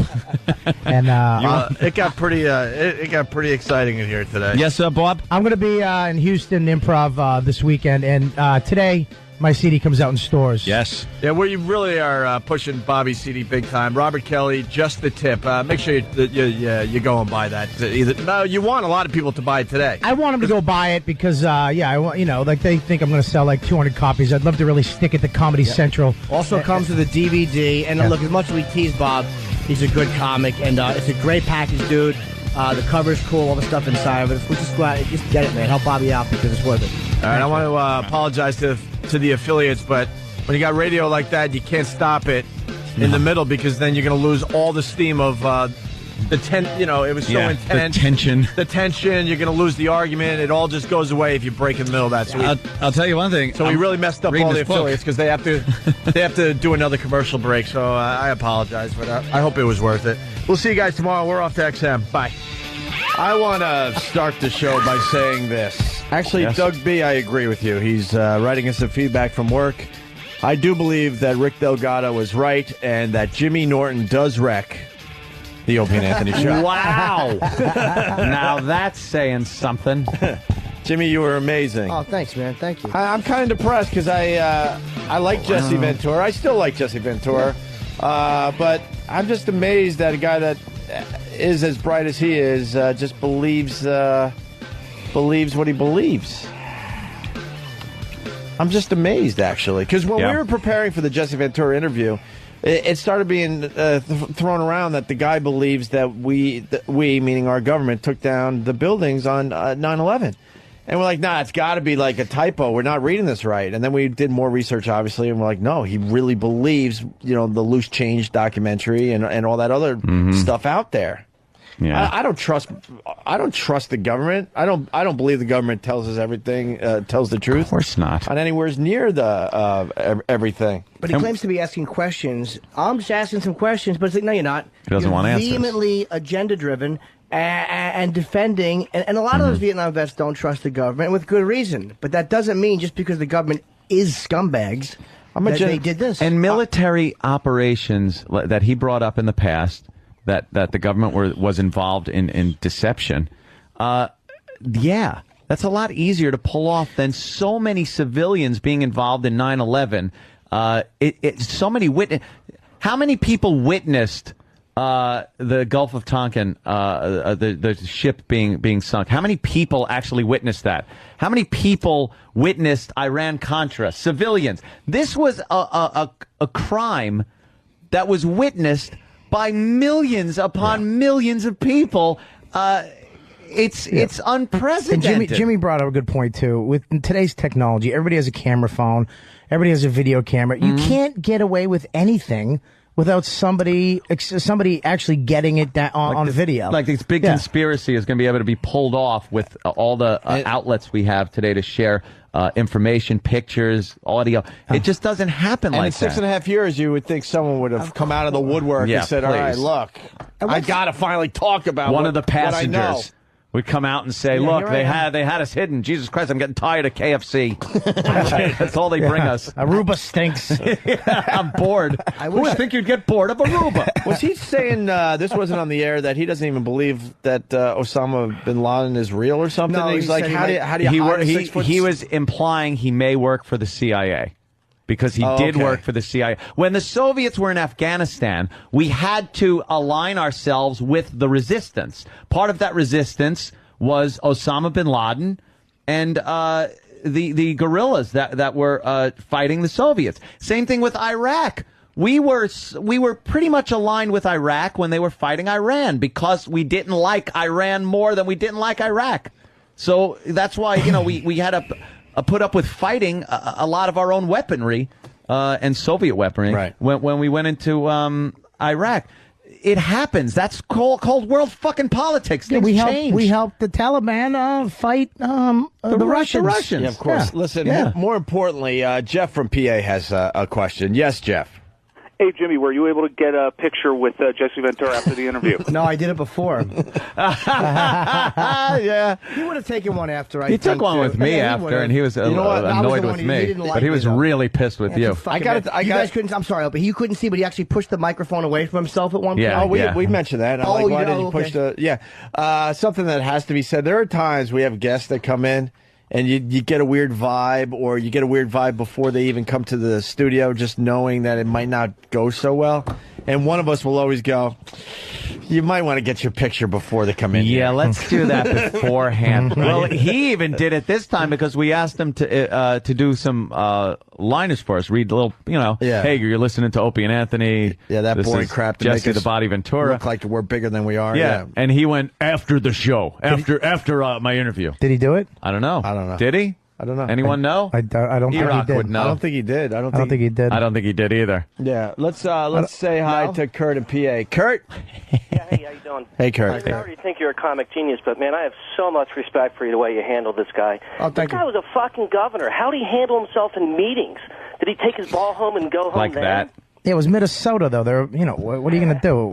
They're and a true Navy SEAL, the way he blabs that shit out, most of these guys stay quiet. He just brings that shit up all the time. Well, I wish I would have thought of this, because as a soldier, it's almost like you were a soldier. How many soldiers are going to be willing to turn on their own countrymen and just mass murder them? I'm not saying none would be. But the scale of that operation, are you telling me that there's that many dirty fucking soldiers? And stop it. Right. I know too many military guys. Yeah, no, you're right. Navy SEAL guy there about him, his real service with the SEALs. Yeah. After that interview, we're walking over to XM, and I decided that I'm going to have a little intelligent conversation with E-Rock as we walk. And Jesus Christ! What? By the time we got to was that a fucking dream? Well, exactly. By the time we got to the building, I'm like, why did I even bother? Why did I even bother? I was trying to tell E-Rock because he's like a student of radio. I'm like, did he see something shiny? Right. It distracted him. I'm like, I got a couple yeahs, and I'm like, oh, you don't even get my point. Like, there are guys like Jesse Ventura that comes on to a show like ours, and he just assumes, because I really believe this show is way above radio. Way above other radio shows. Yeah. But when you get guests like Jesse Ventura, they don't study the radio business, so that he thinks he's coming in and he's going to just be able to... Slappy and Wappy show. Yeah, he's going to go on a Slappy and Wappy show and get to slap the host around a little bit and overpower the conversation. It's going to be my way, the highway, and that's it. He didn't realize he was walking into a situation where 2 out of the 3 are well-versed on 9/11 stuff. He wasn't going to be able to shove his bullshit down our throats. And I was trying to make this point with E-Rock, and he's just like, Yeah, but another thing, though, you guys weren't attacking him. You weren't attacking him. You weren't attacking him all. No, it was actually a conversation going back and forth. You were bringing up your point, and he just didn't want to hear it. It was a battle of the brains, basically. Yeah, but we pride ourselves. We could yell and scream at someone like anyone. But were you going to say nobody's business? I'd rather make a valid. I call myself you asshole. So fuck you. I'd rather make valid points with somebody. Easy, Opie. Why do you fucking turn so quick? Also, I'll respect take one hit and you just want to stab somebody in the fucking face. That's a good point. Good point. I'll respect people's opinions and ideologies and stuff, even if I think they're dopey personally. But I will let them bring it into the discussion and then try to, dispute it. That's what dialogue is. That's what a conversation is. An argument, whatever you want to call it. When he wasn't getting his way, he got really mad. Yeah. He started using that sarcasm. And then you've convinced me. He actually took the microphone and threw it like this. He kind of whipped it around. Hey, by the way, I got to mention this because it came in a lot, and I just don't know. I don't have knowledge on this. I did watch Fog of War, and I want to watch it again. It was great. It was an amazing documentary. If you want to check out something different, Judy Osborne and a bunch of people. Ventura was wrong about the Gulf of Tonkin. Our troops were committed to the Vietnam War before the Tonkin incident. JFK had committed our troops before he was shot. But other people are saying that wasn't admitted in the documentary Fog of War. No, you have to watch that again. Yeah, I don't have the knowledge, but a lot of people say that's bullshit. The point he made about Fog of War. You know what?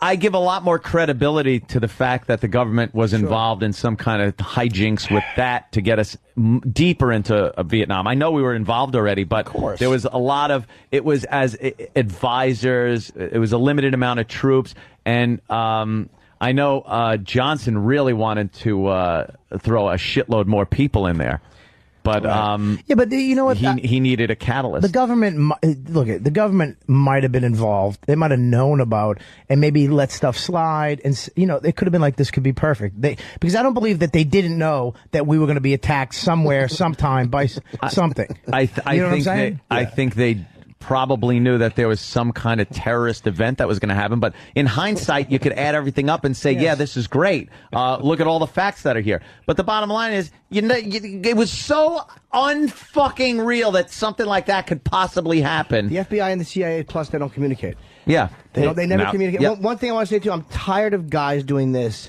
Like Geraldo did it, and he did it.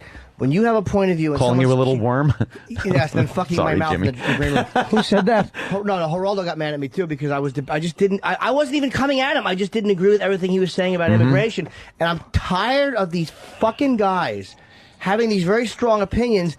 And then when they're debated on, I didn't say "fuck you, Geraldo" or "fuck you, Jeff." Right. Like all of a sudden they feel victimized. And they stop it, motherfucker. They might be getting mad, and they try to just toss you aside, like, I know I'm a fucking. Well, they might be getting mad because the way you wear your headphones with little ears sticking out. That might piss them off. You look like a half a retard. Can you put it on both ears? Hold on. Let me get in here.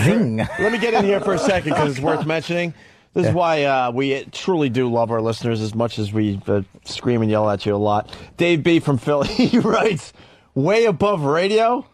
What's up Eastside Dave's ass? Baby shit mustache, tongue scrapings. Yeah, you guys are so above and beyond. He forgot. Well, we got to fill up all this airtime and something in between these intelligent political debates. Yeah, but he's also forgetting, though. He's also forgetting, aside from this debate, he's forgetting a duty hat. Right. Duty hat. And fucking mousetrap. And duty hat. Jimmy and hot ice on the balls. Yeah, Jimmy putting pens up his ass because, black girls choose them. I guess we could come up with a bunch of them. If I see a chewed pen cap, anyone that does that in the workplace, I take the pen and I put it into my ass crack and I put it back in circulation.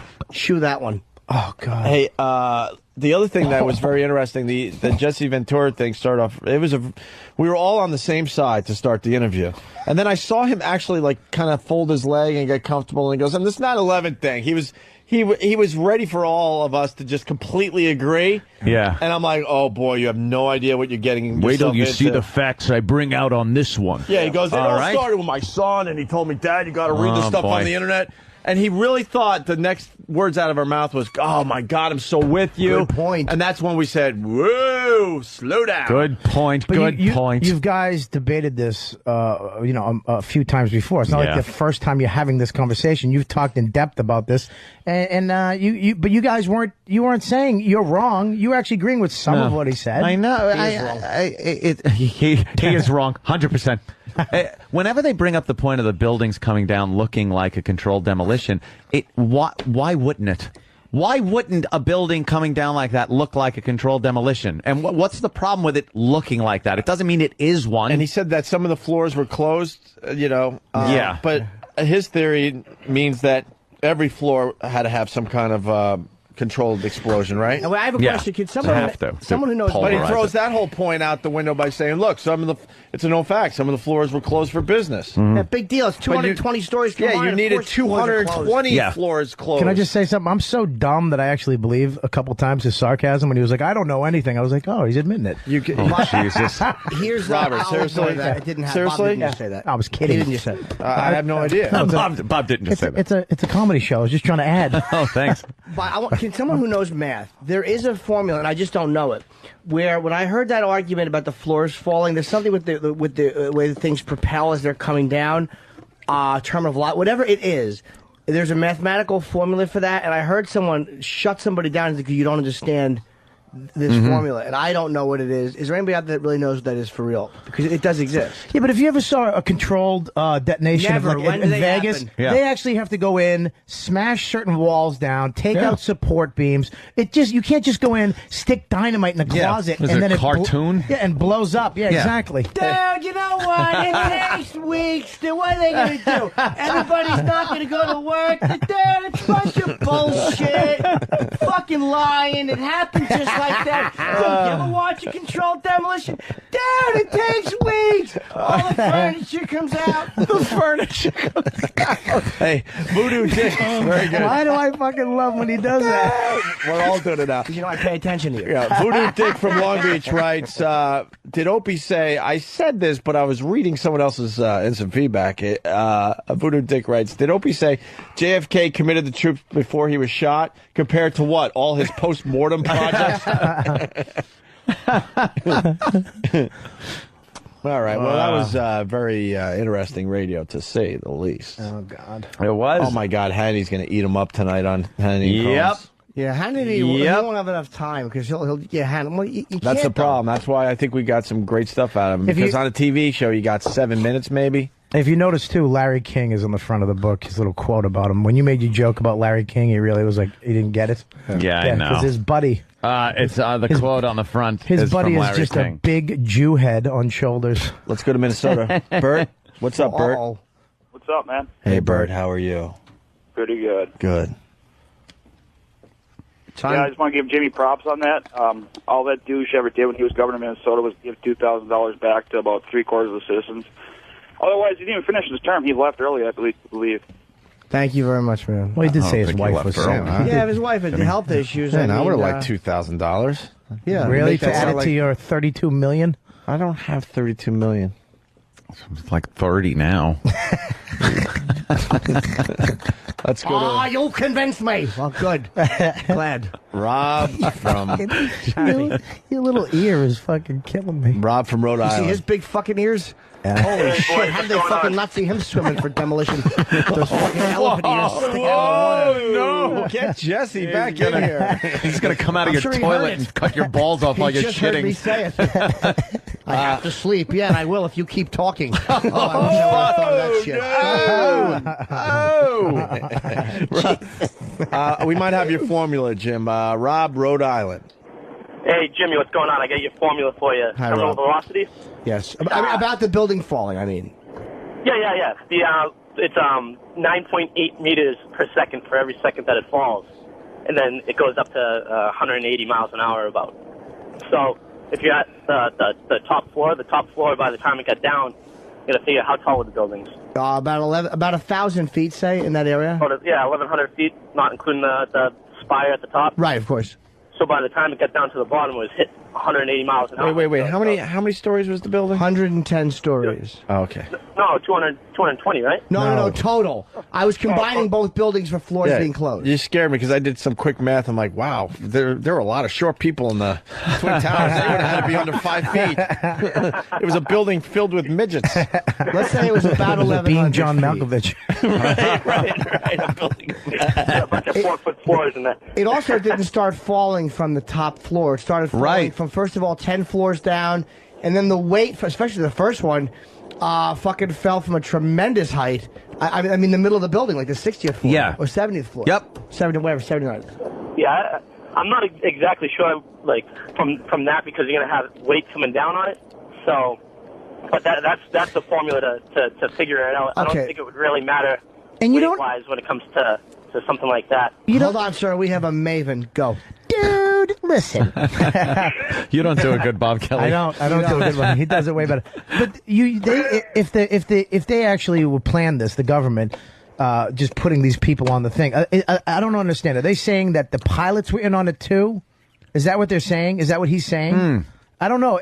Is he saying that like the whole plane was in on this, smashing into the building? Yeah. How does that work? He'll probably say that nobody on the plane was in on it. Maybe he'll say that the plane didn't exist. Who knows what he'll say? Yeah, because he was disputing the fact that the terrorists actually took the planes over with nothing but box cutters and stuff. So was the whole plane in on it? Was the pilots in on it? Even if they weren't in on it, if they weren't in on it, they just said the government put terrorists on planes. And they were supposed to. You can't. The odds that maybe somebody does do something. Yeah, and what if the that's plane what Jimmy was saying. There's so many things that could have happened. What if the plane doesn't hit it, but you have all these explosives ready to? That was the one I forgot. I've made that argument before. What if something happens and that fucking plane doesn't even take off? Yeah, right. What if there's a mechanical problem? Some kind of problem. And the fucking building, you don't think they would have searched the building and make sure all... That's the point I forgot. I need to make too many loose ends. That's the one I didn't. Too many fucking... loose change. Loose change. Let's go to Mongo the trucker. Mongo. Morning, guys. Good evening. Hello, Mongo. I was a fireman for 9 years, and the whole thing about fire can't bring down a steel building is bullshit. A normal house fire, the ceiling can get up to 1,000 degrees in a normal residential structure. So if you add jet fuel to it, all steel has to do is get to about 1,800 degrees to lose its tensile strength. And then, especially if it has damage to it from the impact, you can bring it down in a second. They all seem to believe that metal has to be melting beams before the building will fall down. It doesn't have to just, kind of take away a little of the integrity of the beam by softening it, and the building's coming down. Yeah, but plus the way that building was constructed, it was like a stencil, like it was a new design in buildings to get that up there. Well, Anthony will tell you exactly what it's called. What? The building of the Twin Towers. What that? A little exoskeleton that had on it with a center shaft that was made of steel, and then steel beams that went from the center shaft to the outside, to the exoskeleton, so that when all that cement starts falling, it's almost being funneled down through the metal exoskeleton, which you saw bending out like the banana peel, and at the end you saw them still sticking straight up. That guided the building straight down. Yeah. That's why it didn't tip over. That's why, it looked like a controlled explosion. Yeah, it did look like one. Why did they find the black box and then Muhammad Atta's passport they did find? That's a great question. That is a great question. Like, what did happen to the black box? Why would they find something like that? It's paper that could have flown out. But maybe the government found the and that's something I could away. That's something I could definitely say. Something. Maybe the government did lie on that one. Maybe we found them, because that's a government agency, the FAA. They could have found it, taken it away, and we'll never fucking know what was on there or why. Maybe for national security reasons. Who the fuck knows? Why did the Pentagon pictures not get released? Why do they hold back on those? I also have questions about the government's behavior in this. But I don't believe those questions' answers are that they were in on it. Right. and they definitely Bush took advantage of the situation for his own cause, of course. For his own dickdom. Yeah, of course he did. Dude. All right. Exactly. Oh, Jesus Christ. I can't even. But the thing is, that's the type of thing you'd say alone. What? That's exactly what you say when you're alone. What was it? Dad, Bush does that for his own cause. No, that's what you say in a conversation. It's in the conversation. Nah, but you would use words like, Jimmy, do you think I just talk alone all the time? Jesus. Because you're not exactly sure of Jimmy, what terms. I'm not going to let you make me into a fucking dummy. I didn't. God did. I do talk, asshole. Nothing. God did. No. All right. I think you said got something, but the God did. That was very 11. Good. That was really a great good. joke. I'm sorry. Nice. Come on. All right, let's go to Dave in Jersey. Dave, what's up? Hey, good morning, boys. Hey. Hey, I wonder if Jesse Ventura has the same same thoughts about landing on the moon. Was that a big government conspiracy as well? That would have been nice to ask him. Maybe next time. Yeah. Could have done another. Yeah, he's coming back. We didn't land on the moon. Exactly. Really? No. You know, book signing having shitty publisher motherfucker. Wow. Oh, man. I'm always joking. Oh, my God, I love it. No, I'm kidding. Yeah, keep saying it. I'm joking. I know, keep saying it. Oh, jeez. Let's go to Mike in Ohio. Mike. Yeah. Good morning, boys. And a lot of people checking in saying black boxes are not indestructible. They're not indestructible, no. I mean, they hold up pretty good in most cases, but they're not built to crash into fucking buildings and stay on fire for hours. Let's go to Mike in Ohio. I build them. Mike. Good morning, boys. Hey, Mike. Jimmy, I just got to tell you, you made me proud this morning. Standing toe-to-toe with him and saying how you feel, and you didn't back down. Thank you. I just got to tell you, I respect you a lot. Thank you. To help the visual, too, Jimmy was a mere 7 feet away from him, with nothing in between them. 7 feet. I've seen Jimmy not get that tough when the guy was on the other end of a phone, let alone in the studio. There were a couple intense looks by Jesse. Yeah, he got very angry at one point. But he knows I'm not challenging him physically. Like, there's so no justification for him to take it a step. He wouldn't. Firstly, he's not going to do that. He's a governor. He's a responsible guy. No, but he is a wrestler. Those guys are nuts. I think he actually slapped a reporter once. Didn't he do that too? That was Dr. D. David Schultz. Oh, was that him? Yeah. Sam is right now filling up because I know that John Stolzer got fucking slapped. Sam right now is very impressed. That's a great video. And he probably has another one that he can come in and tell me about. Sam was pretty funny after the whole thing when we went off the air over there and we were walking over here. He goes, "See, you should have stuck to wrestling." Just talking about wrestling with him. You didn't do it as Sam, though. You should have stuck to wrestling. No, Sam doesn't sound like that anymore. His voice changed, I think. Well, he's growing up. He's growing up, yeah. He popped his cherry. Pete in Jersey. Pete? Yeah. Hey, I don't know what he was talking about as far as that air defense, because I'm a cop over here in Jersey. I'm a cop, you idiot. Yeah, we were over here at the Goethals Bridge, and when we heard there was a third plane, these two fighter jets went over so fast and low, the ground shook. When the hell did this happen? I know. 9/11? Oh, yeah. But then he's like, he's like, I was down there a week later. So were we. I got the tour. So did we. What do you think that they fucking showed you? The big cover-up thing that us didn't get to see? I know. Shut up. You're probably taller than the wreckage. You fucking 6'8". That us didn't get to see. Rich Voss was down there selling his CD. It's a discount for firemen. Oh, don't try to punch it up. Okay. Exactly. Yeah, really. Speaking of CDs, I have two. What? Oh, it's about Bob again. Go ahead, Bob. You know what? Whatever. Buy it if you want. Give the big plug. Bob is number 4 million on Amazon. Let's fucking go in there and buy some. I'm actually going to buy one of Dummy's CDs on Amazon. Ooh. I will do that. Yeah, just to get the numbers up. Happening. What number is he on Amazon at this point there, Thane? He is currently... Is he moving up? What is it? He was earlier... what was he earlier, Travis? 80-something? Don't humiliate him. He was 861. He has, with a bullet, gone to 968. What's a bullet? Hey, what happened there? Hey, he dropped? He dropped. What's a bullet? Hopefully you'll call it lunch. Look at the panic on Robert Kelly's face. Well, no, I was actually, I told you, I was like 30,000, 40,000 Friday. You were checking on Friday. Well, no, the guy at Comedy Central was like, hey, that's not that bad. Oh, this is just Amazon. Oh, they have no faith in me over there. Honest to God, he's like, well, 5,000 would be good. Where are you talking about? Earth? Our buddy Bob is fucking. They kind of look at him like he's a fucking. The Comedy Central has some great things, but they don't seem to think Bob's gonna sell any CDs. Well, he's gonna sell CDs today. Just a tip. Let's say hi to Brian in Columbus. Brian, what's up? Hey, what's going on, guys? Hey. So anyway, my whole thought is he's saying it's a conspiracy and shit. If it's not a conspiracy, if it is a conspiracy, hell. I mean, you look at Deep Throat, that was the biggest secret of all time. And he finally came out. Yeah, between a couple of people, dude.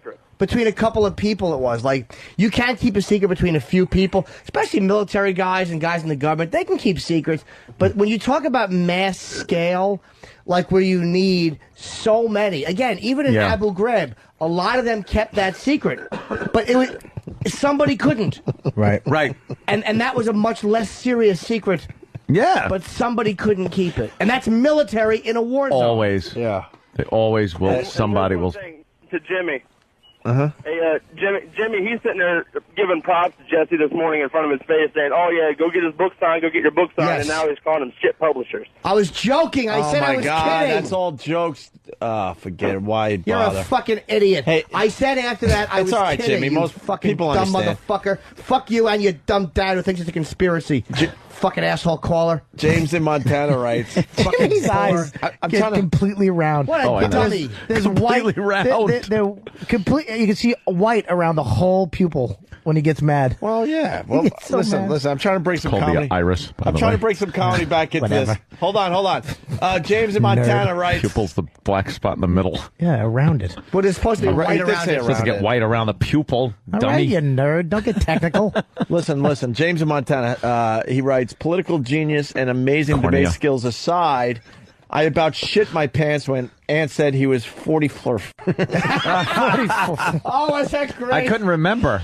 I really couldn't. No, you're doing what I'm doing. Alzheimer's. You're trying to keep it down. Like Keep it down a few years. How old are you?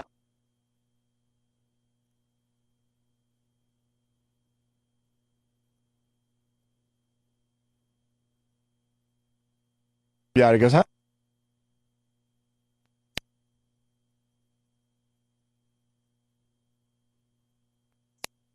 the government man. It's working now. It's fine. It's Yeah, fine. fuck it. Is it back on? Yes, it is. No. Opie. Is It was it? a mere Oh, it is. glitch. Okay. Now that I got brain cancer? That He hurt. just called his Navy That SEAL scared me. buddies. Yeah. Yeah. Hey, I'm cutting the lines. He's up on the roof right now. he's in the basement. I'm or there whatever, with yeah. SEAL Team 6, cutting the lines. In the black tights, he looks all fat. Anthony panicked and he goes, how old am I again? How many?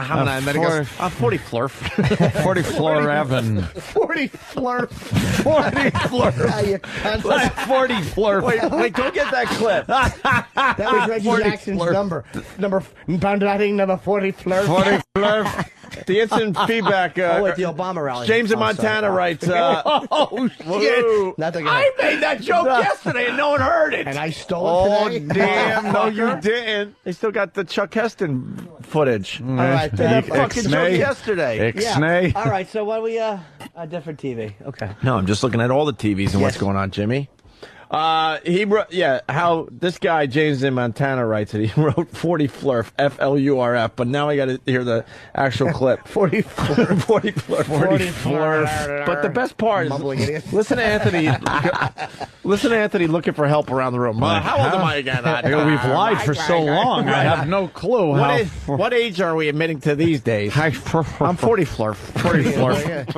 But it was so funny that Anthony was I'm like, good for 40 flurf.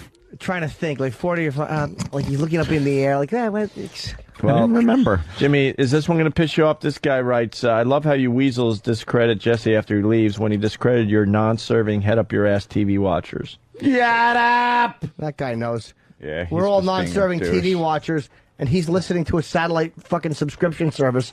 Shut it. And you're listening to like a show This where we have a nonsense. guy, put fingers up his ass and pull shit out of it. Exactly. Keychain with duty on it, and he smells it. Right. Well, you really fucking go highbrow. You're listening to this shit to begin with. I gave him $100 to put his own shit fingers in his mouth. Right. And he did it. That's what you're listening to. That's what you're going out of your way to listen to. And you're going to make fun of us. Way to not go mainstream and fucking believe anything anyone's telling you. Way to only read the fucking dark, smart stuff. El Zilcho. And there's nothing I've said about Jesse that I would not say when he was in the room. Yeah, of course. Actually, when he left, I actually gave him a lot of things. I respect Dude, you said a him. lot of unbelievable things right to his face. Yeah, I would never say anything Some behind of your his back. rants were Flying great. out the window. What? Oh, no, it's the crane. It looked like, I saw a reflection in the window. It looked like a balloon floating past the window. scared the With all shit the out of crane me. accidents in this city, we said it earlier, but we could see this crane we talked about earlier today. It's right there. This fucking look at that. this That thing- crane is about 10 to 15 stories high. It's got us a little nervous. That thing tips over. We're so dead. But by the way, I think the important thing here Yes, fucking sir. Anthony just confused a balloon and a crane. yeah. These are not close things. Dude, he is 44. 44. Well, when you're 44, if your eyes start going. The mind's the first thing to go when you're 44. Wait, is that a balloon? No, it's a forest fire. Oh. How old am I? I'm 44. Hamna. Ed Norton. Oh, no. 44. How old am whatever. The- we got that the- clip? We find it yet, Danny? Oh, you still finding it? All right, we're going to get it in a Ask you second. that. As soon as you ask your name, 44. all the little hot 20-year-olds just stream through your head. No, they know how old I am. They do. You kidding? You tell them. Yeah. 57 years ago. 57. Let's go to Jay in Ohio. Jay. Good morning, boys. Hey. You there, man? Yeah. Hey, I used to work on for Grimes Aerospace on the black boxes, and they're far from indestructible. We used to do tests where we would put them in a heat chamber and run them, and we took them up so hot that they would melt. And once magnesium from aluminum starts melting, it's done deal. You can't stop it. It's a fire that won't go out. So What heat does that happen at? Do you know? Say again, Jimmy. What temperature does that happen at? At about 1,800 Fahrenheit, the magnesium comes out of the aluminum, and everything's destroyed. How hot did the fire get? Did they? 204 degrees. Oh, like you could make muffins. He was setting up for one of our bits, Bobby. Yeah, go You ahead. missed it, Bobby, you big fat pig. All right, relax, you fucking dumb cunt. You come to one of my shows, I'll fucking punch you right in your face. We'll see how fat I am. You fat mustache cunt. Bobby is finally had it with the I'm fat really joke. gonna fucking punch you right in your face, you fat cunt. I hope you die in a fucking magnesium fire today. But it was the way the guy said it. Please, can we hear that again? So maybe I shouldn't read Stephen S. from Bayshore's instant feedback, huh? What? Hey, Ope, the crane is out there to lift Bobby's lunch up to the studio. Actually writes Blobby's lunch. I'm not even fucking that fat, you fucking dumb audience member. And let me tell you what I did for Stephen S. the last few days. He's been trying to push one instant feedback for the last 2 or 3 days, and I refuse to read it because it's not funny. Which But he one? keeps pushing it. Let's hear it. He thinks... Well, now you guys are going to laugh, though, now. No. He thinks Bobby's CD should be called Just the Tub. That's not even funny. It's bad. I get it, but It's He's been stupid. pushing it for 2 or 3 days, but Stephen S. had to do it because you insisted that you try to get that read today. Say, you fucking internet tough typer. It didn't work. Just the tub. It's Yeah, like, now go back to your wife and go, it didn't work, honey. I thought it was. Well, maybe next time. He's single. Oh, fuck him. Don't make fun of him. Can we please hear Don't make fun of him. Yeah, he's Call having a that tough again. time finding a girl. He's a little Oh, you think so? He's spending all morning thinking of witty shit to type into this show. Why wouldn't you have a tough time? Bobby's finally had it. I love it. That guy called Bobby a big fat pig. It was so What clip are we looking for? Are we going to go with 40 Fleur? Half these guys that calling me fat, I see them at the show. They're fucking a mess. And Bobby, how much weight have you lost? 20 pounds. There you go. Look at this Come on, fucking Bobby, shit. you big Fucking fat pig. cocksuckers. I said it on... Look at that fucking Dude, I shit. said it on the radio the other day, like when you were shirtless on Pal Talk, for like a guy that's Now, yeah. a bit bigger. Yeah. I wouldn't even call you fat anymore. You got a well-defined, chiseled chest. I look like an unfinished statue naked. Up top, I'm all right, but then you go down past my tits. Right. No, you're not. Past my tits. Right. No, I said I look like an 44? unfinished statue. All right, listen, Danny's got some clips for us. Which one are we playing first? This is 44. 44. All right, listen to Anthony. All right, go. I remember back, and how old are you? 44. Okay, you're a little... No, stop. That's not where... You guys laughed over it. I mean, that's good and all, but he continues. Go back again. That's not I remember back, and how old are you? 44. Okay, you're a little you're a little light, but I remember back. I guess it was. I'm sorry. I'm 44. 44. 44. I'm 44.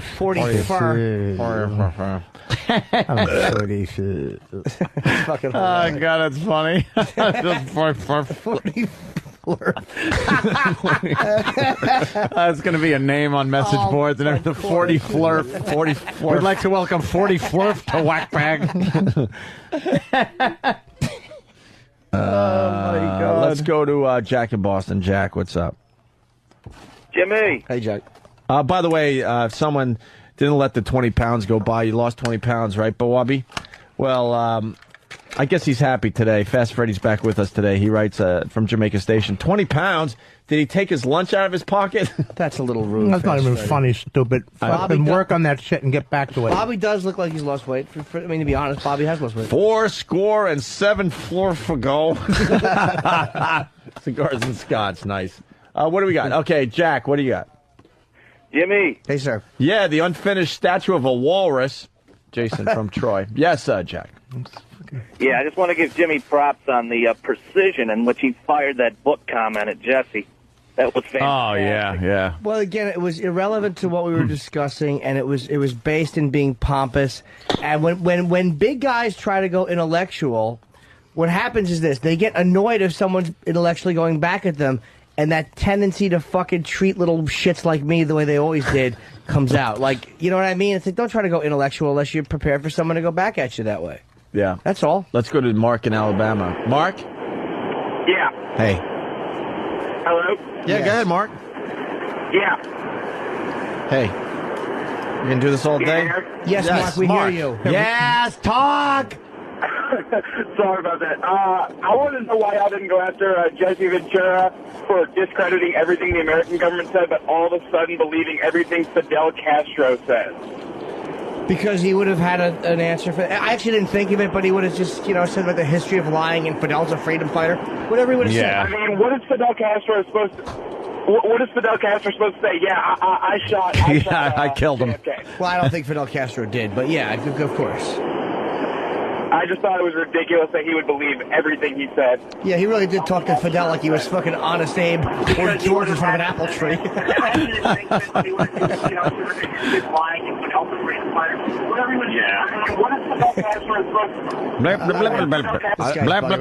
Alabama mail. Can we please hear that clip? Because it was just so mean when he just said Which to Bob.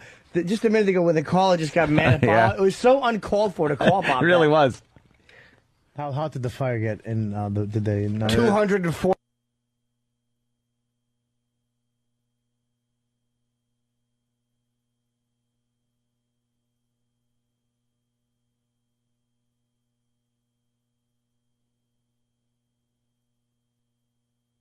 I come to one of my face, we'll see how fat I am. You fat mustache cunt. Electronic, like you're shutting a breaker off or something in my head. Does that fucking hurt? So Damn. now we didn't hear that? Let's wait. We're going to take a break. Replay it. Headphones are on. Yeah, I want to hear it. Gotta hear it. Yeah, All right, try it again. How hot did the fire get in the day? 204 degrees. Oh, like you could make muffins. He was setting up for one of our bits, Bobby. Yeah, You missed it, Bobby, you big fat pig. All right, relax, you fucking dumb cunt. I'll tell you what was funny about it. Come to one of my shows, I'll fucking punch you right in your face. We'll see how fat I am. You fat mustache cunt. Oh, he just laid into you for no reason. I'll tell you why that was funny, though. I'll tell you what was funny. You big fat pig. It sounded like Buford T. Justice. you big dummy. You big fat pig. That was it. He said it with that accent. You big fat pig. He said pig. Oh. You missed it, Bobby. You big uncalled for. Totally uncalled for. There was no reason for it. We're going to take a break. Oh, really? No fun. You've been... No, but I mean, Hey, no. There's an absolute reason for it. It was accurate. We got to take a break. Trust me. Supposedly XM's cutting out. Signal just blinked out again. Wow. XM keeps cutting out. Really? Okay. We'll regroup after the break and continue making fun of Robert Kelly on his big day. You would think today we would be this nice. radio fucking stinks. This is actually affects sales coming on this fucking show. Oh, it does. Why? I was 800 when I showed up. I'm 910 now. Fuck this. Stop eating. That was a good one. That was a great one. I don't know why. I'm not going to laugh because it's about me, but you guys missed Robert it. That was Kelly's a good one. latest project, Just a Tip, a CD and a DVD. You can get it on Amazon.com right now. Hey, let's say hi to John in New York. John, what's going on, buddy? Hey, what's going on, guys? Hi, John. Yeah, I just wanted to congratulate Jimmy on the great job he did with the bully, Ventura, yesterday, Mr. Navy SEAL. Oh, thanks, man. Was he a Navy SEAL? I didn't notice that from yesterday's Yeah, I read conversation. something like that after. He was humble about it. He didn't mention it.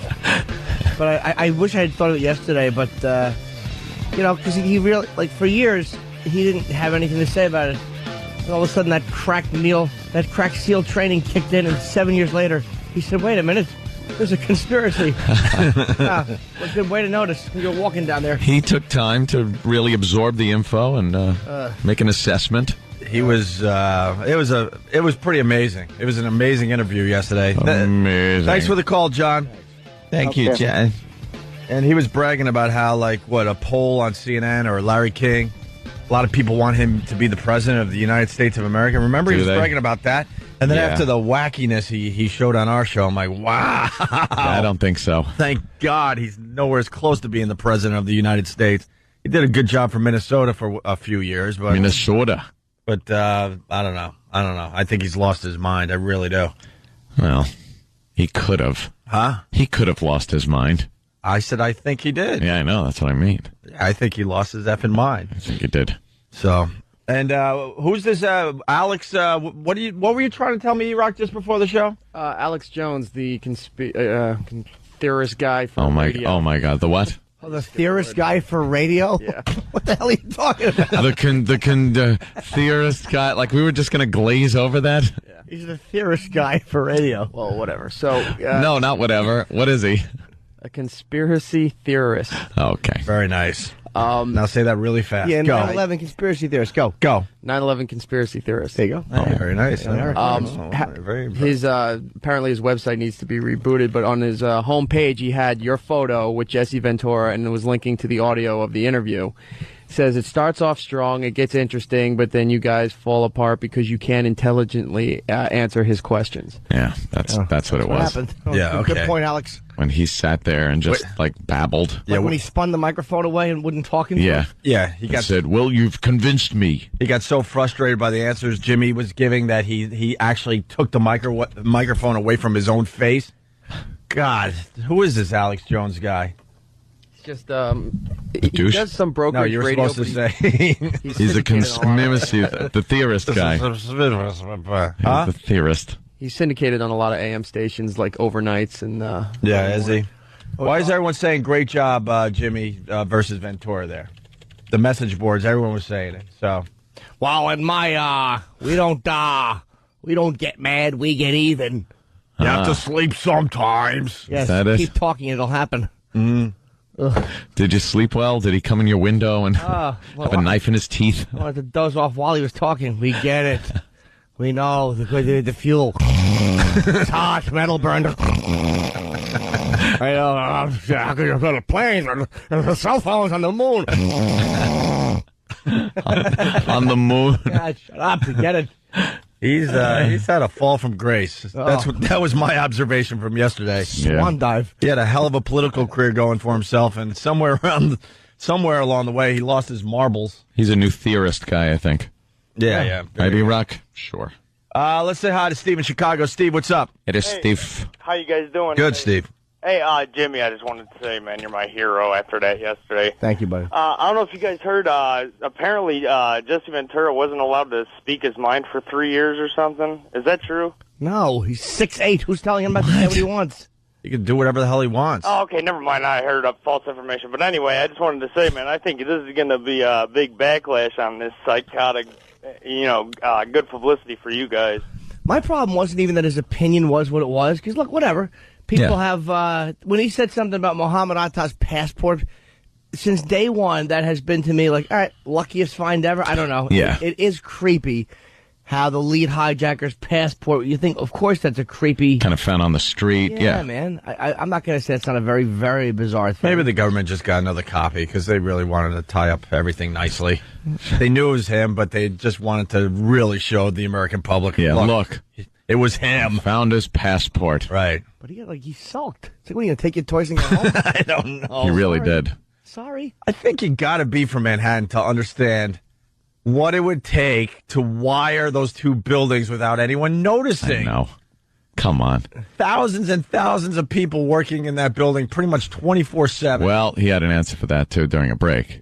You know who was the head of security for that building for the 3 years prior? Bin Laden? George Bush's brother. Like, what? Was he? So, and then he said that they closed down a few floors, but you know, if you follow his logic, every floor would have had to been wired for explosives. Yeah. For it to fall like he thought it fell. People getting in the elevator with like boxes of TNT, like cartoon things that just say dynamite on the side. Right. You know, well, some elevator music plays. And how are they covering up all the holes as they're getting the explosives into the foundation of the building? And not the foundation, but the structure of the building. Not one piece of metal with a hole that had been drilled in it was found. Like, not one out of, 10,000? Well, he says that some of the beams were cut with shape charges. It's like, what? Were they? I never heard of that. I never saw a picture of that. Just a tangled wreckage. I was a SEAL. I should know that, because 7 years later, I recognized that. I didn't recognize it when I was in office, or when it happened, or when I was down there. But I saw some college student's website, and then I just, all right, we know. And he really thought we were going to agree with him. You know, that was the amazing part of the whole thing, because the interview was really terrific in the beginning. We're all agreeing, and he had some interesting things to say. And then he kind of put his foot up, and he was sitting back, and he's like, and this 9/11 thing, my son told me I had to go and read some of this stuff on the internet, and man, I'm starting to believe. I'm like, whoop, time out. Are you? Commercial time. We'll get back to this in a few minutes. Every time he brought up a point, we should have just brought up facts from the movie Predator and have him try to talk about that. Yeah. So what do you think was the camouflage that the Predator used? How was he able to make himself look like the trees? Comment? No, I was talking about 9/11. Oh, no, we're talking about Predator. Yeah, right. I love that. How were you able to hold that mini gun from the helicopter? Was the ammo hard to hold on that one? Did you have a nicer trailer than Carl Weathers? Because you know why? We wanted to talk to him about Predator and his wrestling days, but wow, that 9/11 stuff took on a life of its own yesterday. Sam was very upset after the show. Yeah. That we didn't stick to wrestling, he said. He goes, you guys should have, he gave us some criticism. Yeah. So we should have stuck to wrestling. Because then it would have made the conversation a lot nicer. I think he was joking. Yeah, I don't know he was. I think he was too. Hey, videos of Jesse Ventura's appearance is up on our website that we still cannot promote, but it's named after this fine radio show. Mm-hmm. Crap. They might also be linked to onaradio.com. We'll see. Could someone power boot my computer? Thank you. Let's say hi to Jeremy in Indiana. Jeremy. Hey, boys. Hey. Jimmy, first of all, you're the man, first of all. And second of all, I just wanted to say, not only was what Jimmy was saying was awesome, counteracting everything he had to say, Opie and Anthony, you guys were perfect backup for him. You know what I mean? It was just amazing, 1, 2, 3 punch. 1, 2, 3 punch. I don't know if that made any sense. Yeah. No, it didn't. Anyway, he looked like a complete. We were Jimmy's background singers. We were just. Yes, we were just. The Dream Girls. We were swooping and oohing and on. The Pips. Anyway, we were Jimmy's Jimmy Pips. Norton and the Pips. Yes. We were the Pips to Jimmy Norton's fine confrontation there. They had box cutters. I got to tell you, Jeremy, that's really not a compliment that you're saying basically we were his backup singers. Well, no, but, because Jimmy was holding his own, and you guys knew it, I think, Yeah, he was holding his own, squeezing it, pinching the helmet. Yeah.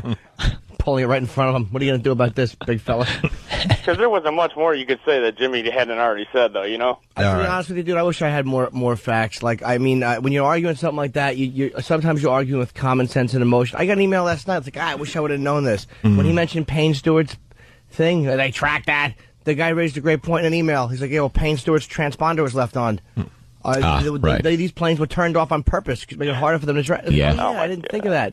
And there was a time difference. It wasn't a 20-minute tracking. It was an hour and 20. Yeah. This guy sent me a great MySpace from that was some stuff I wish I had. I don't really trust our government, but I certainly don't believe that the government took down the Twin Towers. I just don't believe that one whatsoever. Well, you convinced me. Whatsoever. You've convinced me. All right. Hey, really? We got to move on. I think we start the show today with a little sing-along. Why is that? No, we started. Oh my God, we started the show. Hi, good morning. No. Hey, how about that, Jesse the Body? Here we go.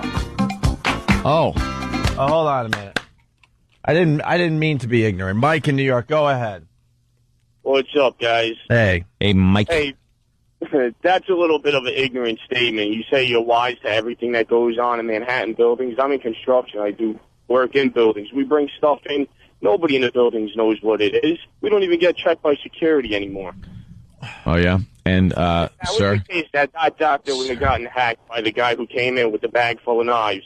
Wait, sir. Telling me everybody was wise in the building that knew what was going on. But, sir? Wait, first of all, I didn't mean to be ignorant. I think there's people that don't live in Manhattan and think and have no idea of the hustle and bustle of some of these buildings. And so you believe that because of the hustle and bustle, everybody's busy and not paying attention to what's going on around. Not paying attention to people drilling holes in beams through walls? Hey, you know how many times we do it in construction sites? People walk by, they don't ask questions. Dynamite? Yeah, we're not putting talking fuses. But we're not talking a basic construction project where you drill a couple of holes for something. Or replace a ceiling tile. This would be a major job. And why hasn't anyone come forward? And don't say because they died in the buildings. I'm thinking if a major construction thing is happening, you probably would have quit your job and realized, wow, something huge is going down here. Yeah. And I don't want to be a part of it. And I got to tell the authorities. I got you. I'm going to go with Jesse Ventura on this one. You guys completely convinced me. I'm convinced. No, you really believe that the government took down the Twin Towers? Oh, no. I'm just saying, you made it sound like, oh, we know everything that's going on because if you're in Manhattan, nothing sneaks by your eyes. No, there's a lot of stuff that sneaks by. I live in Manhattan myself, and there's a lot of things that happen. Have you ever been around the Twin Towers? Yeah, of course. I've worked down there. It was like a mini city. Of course, yeah, that's what I'm saying. There's a lot going on. It's impossible to see everything that's going on or be wise to it all. There's way too many eyes. Way too many eyes.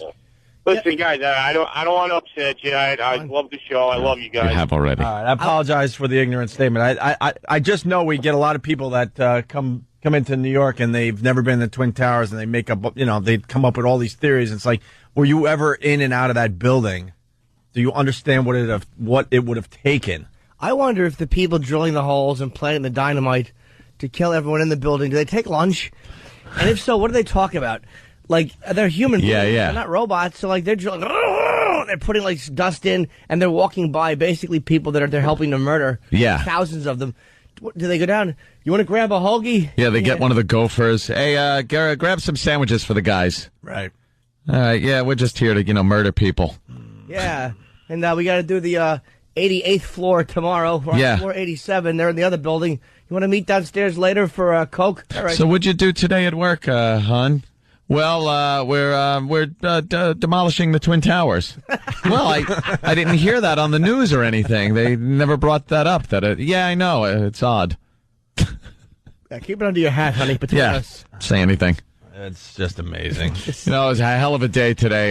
We were laughing. We were up on the 86th floor, just drilling holes and putting explosives in there. And, you know that guy Mike, he's such a character. He took the TNT and made antennas with it, and he was walking around and making the employees laugh.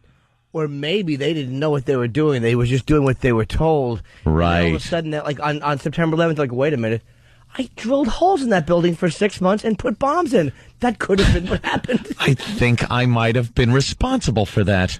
Stop it. Plus, the more you read about 9/11, they were hoping to completely destroy the economy of the United States of America. So the president of the United States was going to take that risk, take down these two huge buildings, and possibly collapse the economy? Yeah.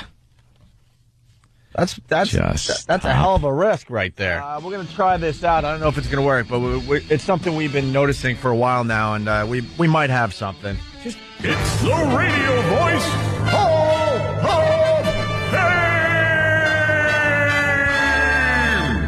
Like we talked about, how so many radio guys seem. Well, I wanted to at least acknowledge that production right there because terrific. Boy, are the listeners going to be disappointed. The big la da da da da da da da da, and then it's going to be crap. Yeah. Well, we kind of talk about how they all sound similar. And it's like if you have Patrice in here and you got Opie, Ant, myself, you can pretty much tell who's who when you're listening to us yap. Yeah. But when you listen to some of these guys talk, they all have that radio school voice. Radio voice. Yeah. Yeah. Well, we put a montage together. And I want you can just play along at home. Figure out how many different radio guys are featured in this montage. You might be surprised. Okay? Here is the montage. And I don't like when people call me Todd Clem because that's not my name. My name's Bob with the Love Sponge Clem. I had it legally changed. Kids Like Us 101, the ongoing on-air adult education course that teaches men how to get more tail for less money. You never want to come on after a show that was popular, and I understand that. And I never wanted to do it. I never, ever, and it was offered to me at one point, and I don't want to do it. I didn't want to do it. Oh, a great movie. You don't know what you're talking about. Cinematic masterpiece. You have no idea what you're doing. If I was a hot chick, I'd be the same way. It's like, I'm not paying for anything for you, dude. I'm hot. There's a bunch of dudes that can pay stuff for me. That's why it's asinine, the control corporate press claiming that we didn't own guns in the colonies and that most people didn't have guns. Everybody owned guns. It was a frontier nation. We just had massive wars with the French. Snoop Dogg's real name is Calvin Brodus. You hate him now, right? Huh? Huh? That's funny. That's not funny. They're not funny. Oh, that description That's awesome. is even terrible. How amazing is that? Oh, all Slight changes, if we're being honest here, but for the most part, it's the same over-the-top voice. Some of the changes are just the voice, the recording quality. Right. Yeah. The sound coming out. They all have that stupid radio voice. Yeah. Oh, we have one more? They're telling me we have one more to play for everybody. That should have been part of the montage. Yes, it is. This is E-Rock along with Danny, Nathaniel, and Travis taking you through 12 hours of the best of Opie and Anthony since coming to XM satellite radio. We've got segments of Opie losing his mind, Anthony freaking out, Little Jimmy outbursts, Steve from Yellowstone calls, Ramon promos, Drew Boogie remixes, in-studio guests. I left this delivery in the toilet. Segments, listener submissions, and a whole lot more. Let's start things off with a selection from our first category, Best Show Opener, on the best of Opie and Anthony. Oh, the best. Opie Anthony. He's like, it's so adorable. He's got like a baby radio voice. In another few years, you'll sound just like Mancow and Bubba the Love Sponge, and who else was in there? Tom Likas. It is adorable. Alex Jones. 1, 2, 3, 4, 5, 6, 7 guys. There were 7 guys in that? There were 7 guys in the montage. I guessed 1. 7 guys, all sounding very similar. All trying to make believe like they're setting the radio world on fire with their delivery and their voice. So I thought you rocked promo. Eric, we just listened to your promo. Oh, God. We just listened to you promoting some old XM best of. And you sound good. It's horrible. You list a bunch of stuff. It's good. In your radio voice. Could you say something in your radio voice, please? It's very energetic. Anything? Good enough. I don't Yeah, get it. great. Yeah, God almighty, Eric. Talk. Millionaire's tax could find New York City mass transit. Obama calls for talks with Iran over Iraq.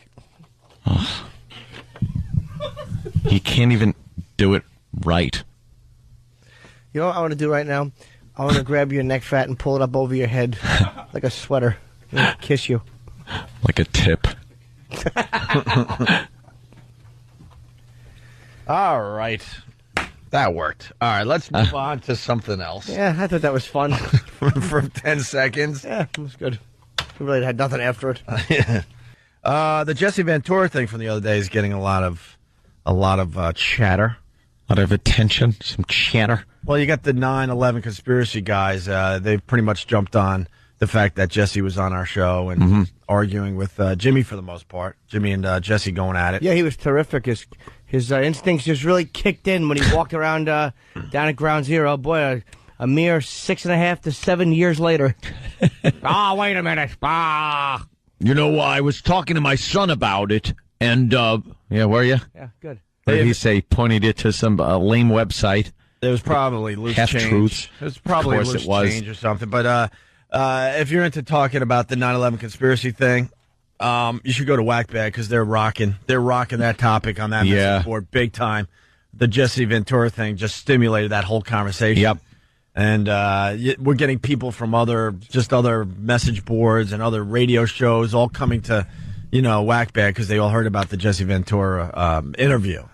God, they're trying so hard to make it like the 60s. There should be an investigation. All right, into maybe certain failures in communication. All right, gatekeeper. Yeah, just you know what? childish. I'm starting to think that Oswald just got lucky and killed the president of the United States. Because I'm starting to think like in 9/11 terms. When 9/11 happened, we were all here, everybody, whether you were in New York City or watching on TV, you're like, wow, planes just took down the Twin Towers. It was as obvious as that. Yeah. 6 years later, you know, some of these conspiracy theories, they got, I hate to say it, they got some legs. I still don't, I don't believe it whatsoever, but they got some legs. And I'm starting to think, back in the day with JFK, I bet you the same thing happened. It was Oswald. He shot the president. End of story. But then you start getting a little info here, a little info there. And next thing you know, it becomes this massive, huge thing. Man. Right? Yeah. Yeah, I think you're right. He just like rattled off some shots, got lucky. Got lucky on one of them. But then all of a sudden somebody came up with one little thing that was a little suspicious, and that led to this thing that was suspicious. And then, well, what about the lady with the weird hat on the lawn? Oh, well, let's add that to this thing. I saw a puff of smoke. Puff of smoke from behind the fence. Well, we'll add that to the thing. Next thing you know, bolt-action rifle. How the hell could he fire off that many rounds? At that? Right, and then a bunch of years go by, and then you got this massive conspiracy thing. Yeah. And I'm wondering if the same thing is slowly but surely happening with the 9/11 thing. Well, there's also been a lot of myths, and I don't know all of them about the JFK conspiracy. It's like you read it, and the way the conspiracy, like a lot of them paint it, it's like, of course it would be a conspiracy if it happened that way. But when you hear certain facts like, well, no, because the lady with the hat felt a bullet whisk through the flower. And you're like, how could the FBI have missed that? But then you go to, like, the anti-conspiracy website, like, that just simply didn't happen. Yeah. It sounds great, but it just didn't happen. There's a lot of just lies on those sites that are they're disproven. Yeah. By documentation, photographs, and records of people that were on site. Like the loose change comes up with these theories and what they say is fact. And then you would look at other sites and it's like, no, here's a picture of a part of the fuselage with the windows in it where they said there were no windows in that plane that hit. Well, what are these, dummy? Yeah. I just disappointed my brother Elmo.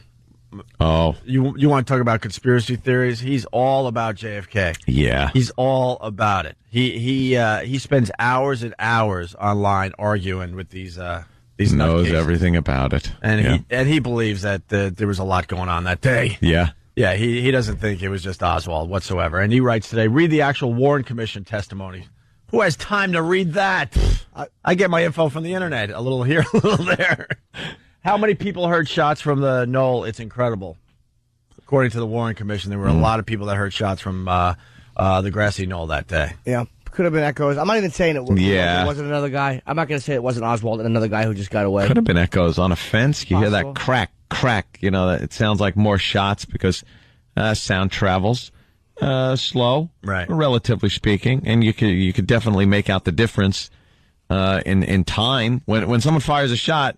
And you hear it ricochet off the sound ricochet off a fence. Mm-hmm. It's going to sound like it's coming from the fence. Right. It's going to sound like two shots. One came from the fence. There was a good point I read about somebody who was talking about the grassy knoll, and he was saying that a lot of people, everyone ran towards the knoll after the shot. And the point was, how many people, when they hear a bullet fired, run towards the gun? Yeah.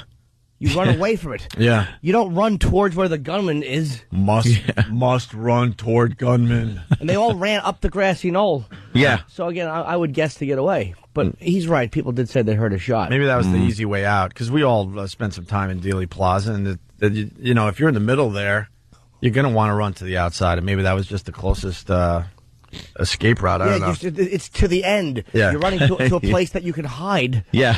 You can't hide there in Dealey Plaza. What do you lay on the yellow line and pretend you're part of the street?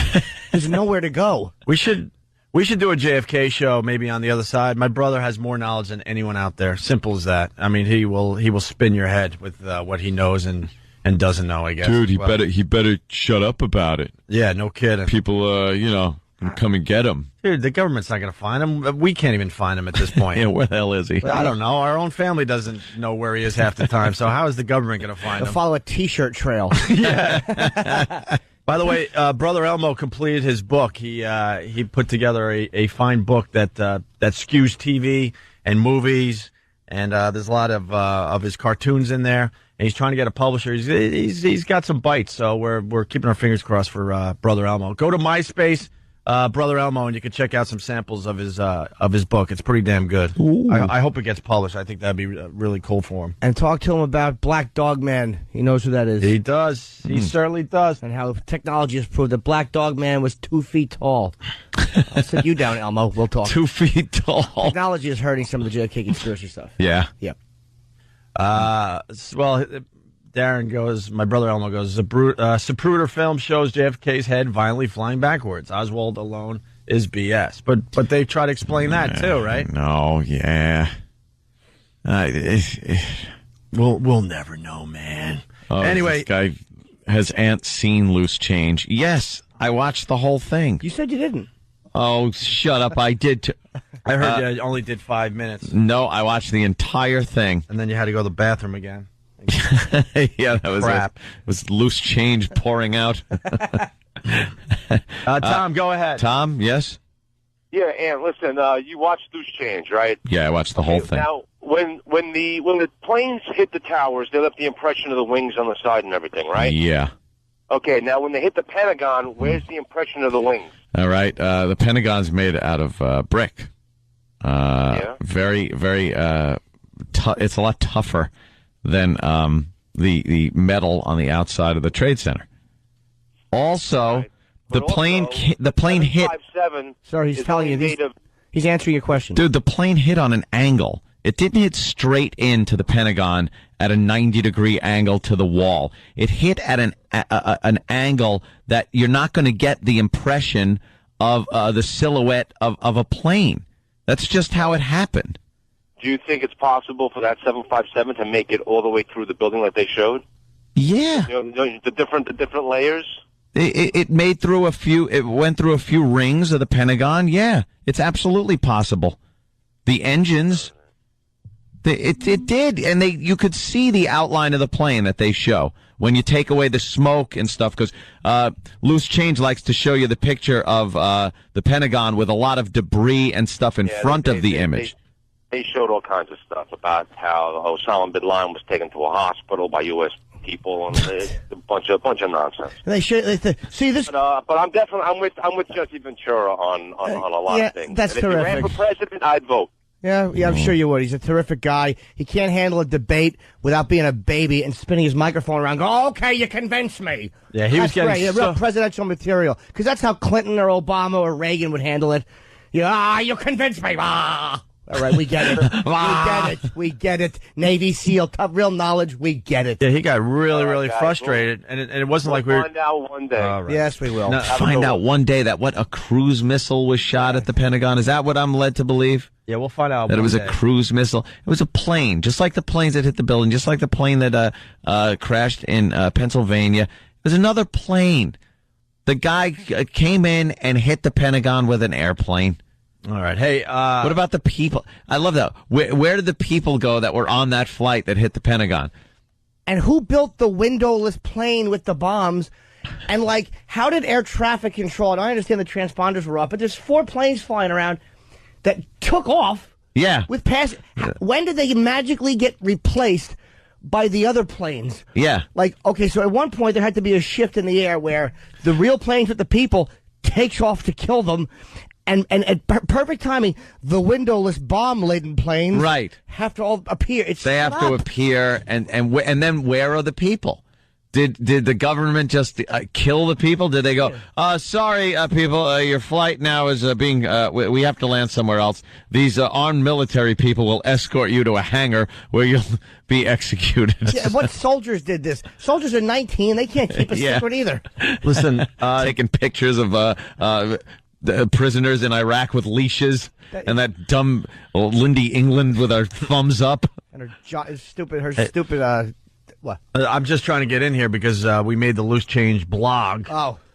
Screw them. Loose Change 9/11 blog. Jim Norton makes me nauseous. Good. I'm glad. Posted April 9th, 2008. Let me read this. It's a paragraph. A while back, I was on the Opie Anthony show. Corey had scheduled an interview with an unknown XM radio show. When I walked into work that morning to pack DVDs, and he was in an unknown XM radio show? When I walked into work that morning screw off, you dopes. To pack DVDs, and he was in panic mode because he was being attacked at a rampant pace. I immediately jumped on the phone and tried to be civil while not realizing what show I was on. It wasn't until after I hung up that I realized I had just been berated and cursed out by Jim Norton, a physically... Oh, no. Sorry, Jim. Oh, no. Is he going to make fun of the way I look? Sorry, Jim. Oh, no. I apologize ahead of time before I read the next word. What? A physically hideous being. Hideous? With no talent. I love the people that just take it to that level. Oh, what's the no matter? talent. Okay. Little children. What's the matter? Didn't like the scolding. Yeah. Aw. Who resorts to making jokes about having sex with underage girls. What? That's all Jim Norton does? Doesn't. That's part of what I do. Part of it. Sure. A small part if you put it all together. I love writing jokes like that. Right. I don't resort to them. I start off with them.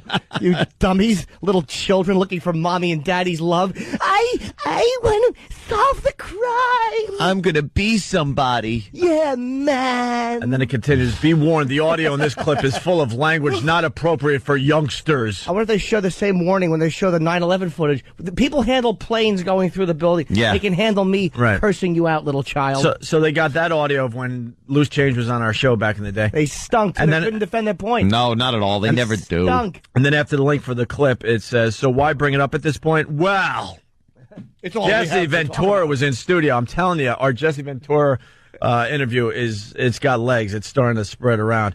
Was in studio with these clowns the other day and schooled them. Again, just a little. Are you he crazy? Schooled us? He knows he didn't. Jesse Ventura did not school.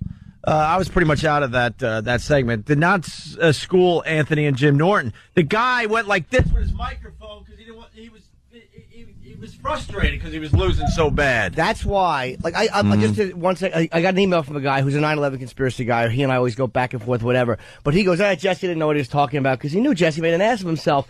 But it figures that the little blog boy on that site would say that because that's what a little boy does. They side with whatever their side is. Jesse won. Jesse won. Jesse showed them. But he didn't. And you know he didn't. He didn't have. He couldn't back anything up. Right. He's coming up with these cockamamie, harebrained ideas. We got a break, but let me get the rest of this in here. Well, Jesse Ventura was in studio with these clowns the other day and schooled them. Sure, he's a much more physically imposing guy than myself. It was looking these guys in the eyes, but his mind is just as imposing. While most people are focusing on his appearance on Hannity and Combs, I think this is a true gem. And then he has the audio. How much of the audio does he have? Because another site only had a clip of our interview with Jesse Ventura where Jesse was making a bunch of points without us counteracting his points. Oh, we actually allowed him to speak. Exactly. Uninterrupted. Jeez. And go screw us. And the interview has made its way to Fark.com. It was on the front page yesterday. Supposedly Break.com might throw it on their front page today or tomorrow. So this thing's got legs. If you want to go to loosechange911.com/blog and see what this clown wrote about Norton, and if you want to see the video of the Jesse Ventura interview, that's up there as well. But I'm sure it's only a piece. I don't think they would post the whole thing. I'm glad I make you nauseous. What you're trying to do, you stink, and you're just little children trying to prove an unprovable point because you want to be different. You can't just handle the fact that, that's what happened, and it sucked. They caught us with our pants down, and you don't like that. No one could deal with that. Not no one, but these conspiracy guys. They can't just deal with the fact that, hey, we screwed up. Well, what about all the security? It's like, yeah, exactly. What about it? Yeah. It's screwed up. Why don't the FBI and the CIA talk? I don't know. Yeah. Apparently should have. Yeah. How are these savages allowed to come into the country on student visas? I don't know. They should have been able to. Jesse the Body says they should all be allowed in. Of course. No borders. If I was president, there wouldn't be borders. Oh, good. We'd allow everybody in. That's good. Yeah, good. Good policy. Yeah, let's go to John in New York. John. Guys, I think the guy with the airplane comment had a valid point because I saw it on Bugs Bunny. He ran right through the wall and left a perfect outline of himself in the wall. Yeah, that's what they expect. He's getting his knowledge from cartoons. So this all leads to a fine production piece that Derek did for us. It's called And Justice for Brawl. For one night only, two heavyweights will do battle in a steel cage. Only one man will walk out with his wits intact. When Jesse the Body Ventura takes on Slugneck Jimmy Norton. All I can say is that, and I have no background that you guys have, certainly, as a Navy SEAL. I know you're a Navy SEAL. I'm answering your question. But you're not. You're saying I'm not a Navy SEAL. What's that got to do with it? Opie and Anthony present Conspiracy Mania 6 and Justice for Brawl. Here we go! Anything goes! Why is it that when you're asking questions that are speculative and I ask a question, you get angry? Why are you getting angry? Oh, yeah, look out here! Hey! All I'm doing is asking questions. I know, but I'm saying that we're trying to give some kind of common sense answers, and we give a common sense answer.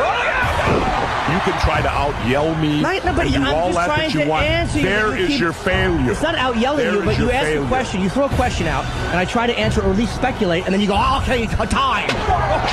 Yes, you're an experienced guy that would know. Not just common sense. Like you said, you use common sense. And I ain't no Navy SEAL, but I have common sense. We told you, this is going to be a brawl! See it live, nowhere, because it already happened. It's Conspiracy Mania 6 and Justice for Brawl.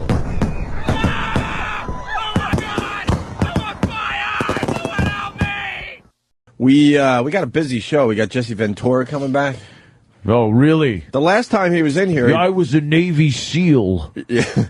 And there's a conspiracy that you don't know about.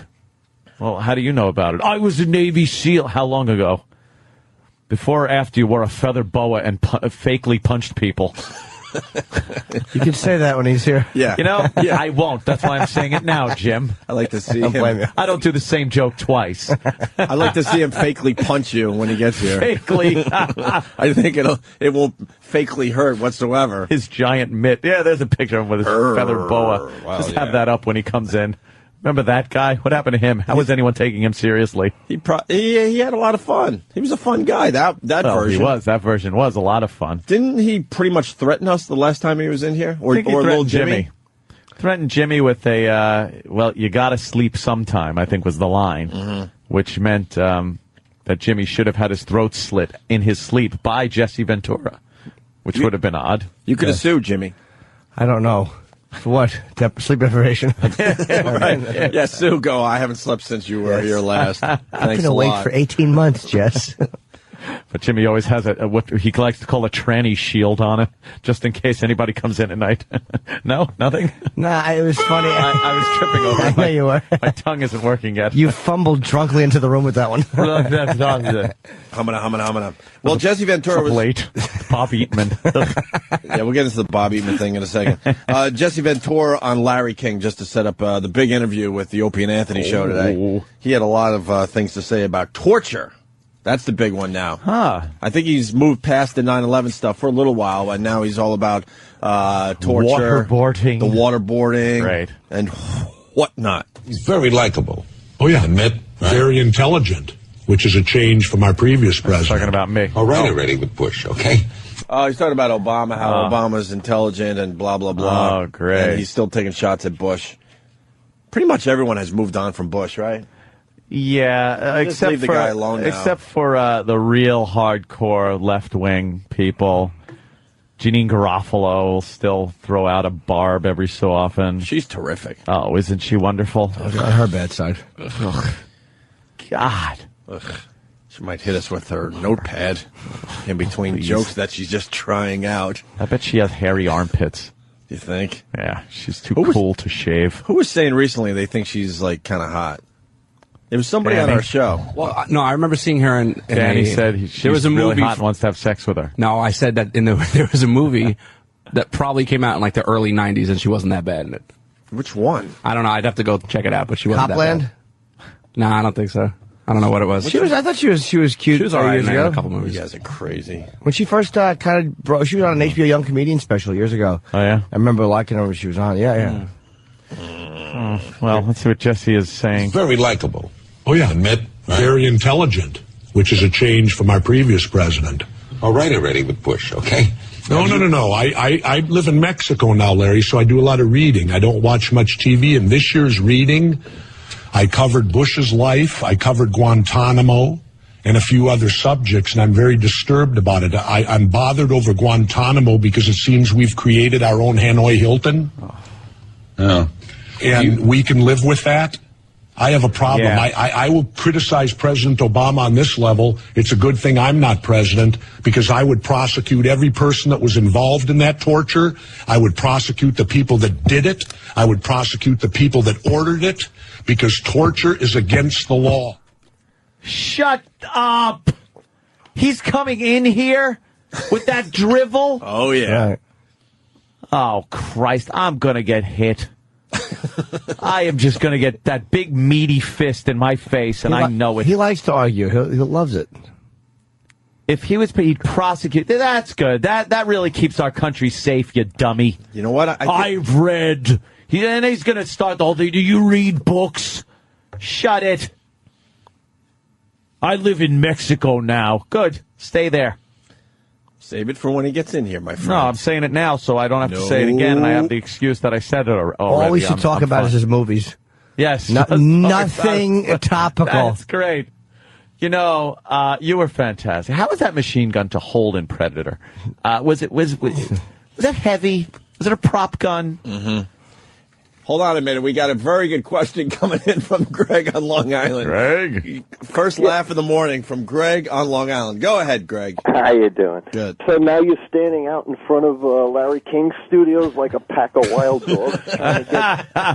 They're taking my guests. That's where you're getting them from. I can't stress the nonsense that we have to deal with.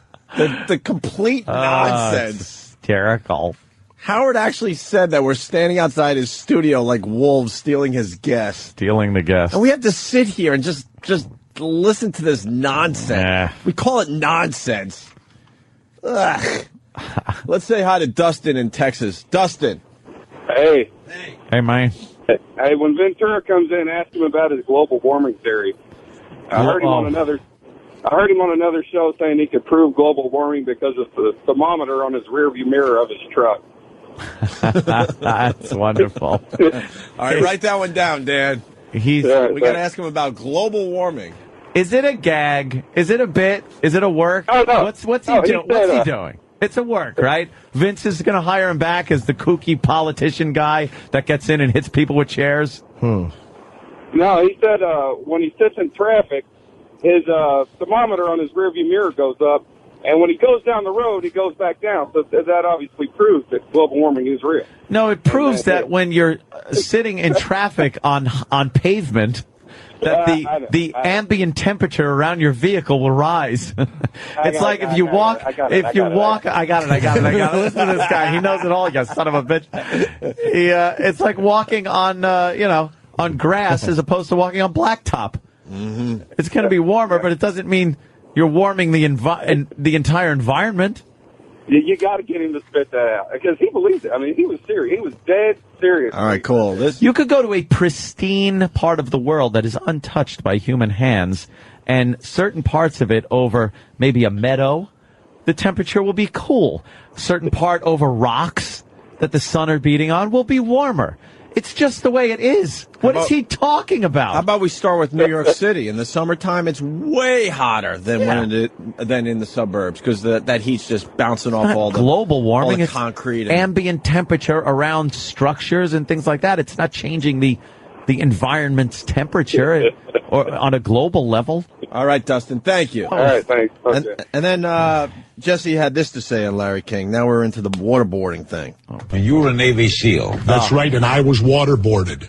So I know at SEER School, Survival, Escape, Resistance, Evasion, it was a required school you had to go to prior to going into the combat zone, which in my era was Vietnam.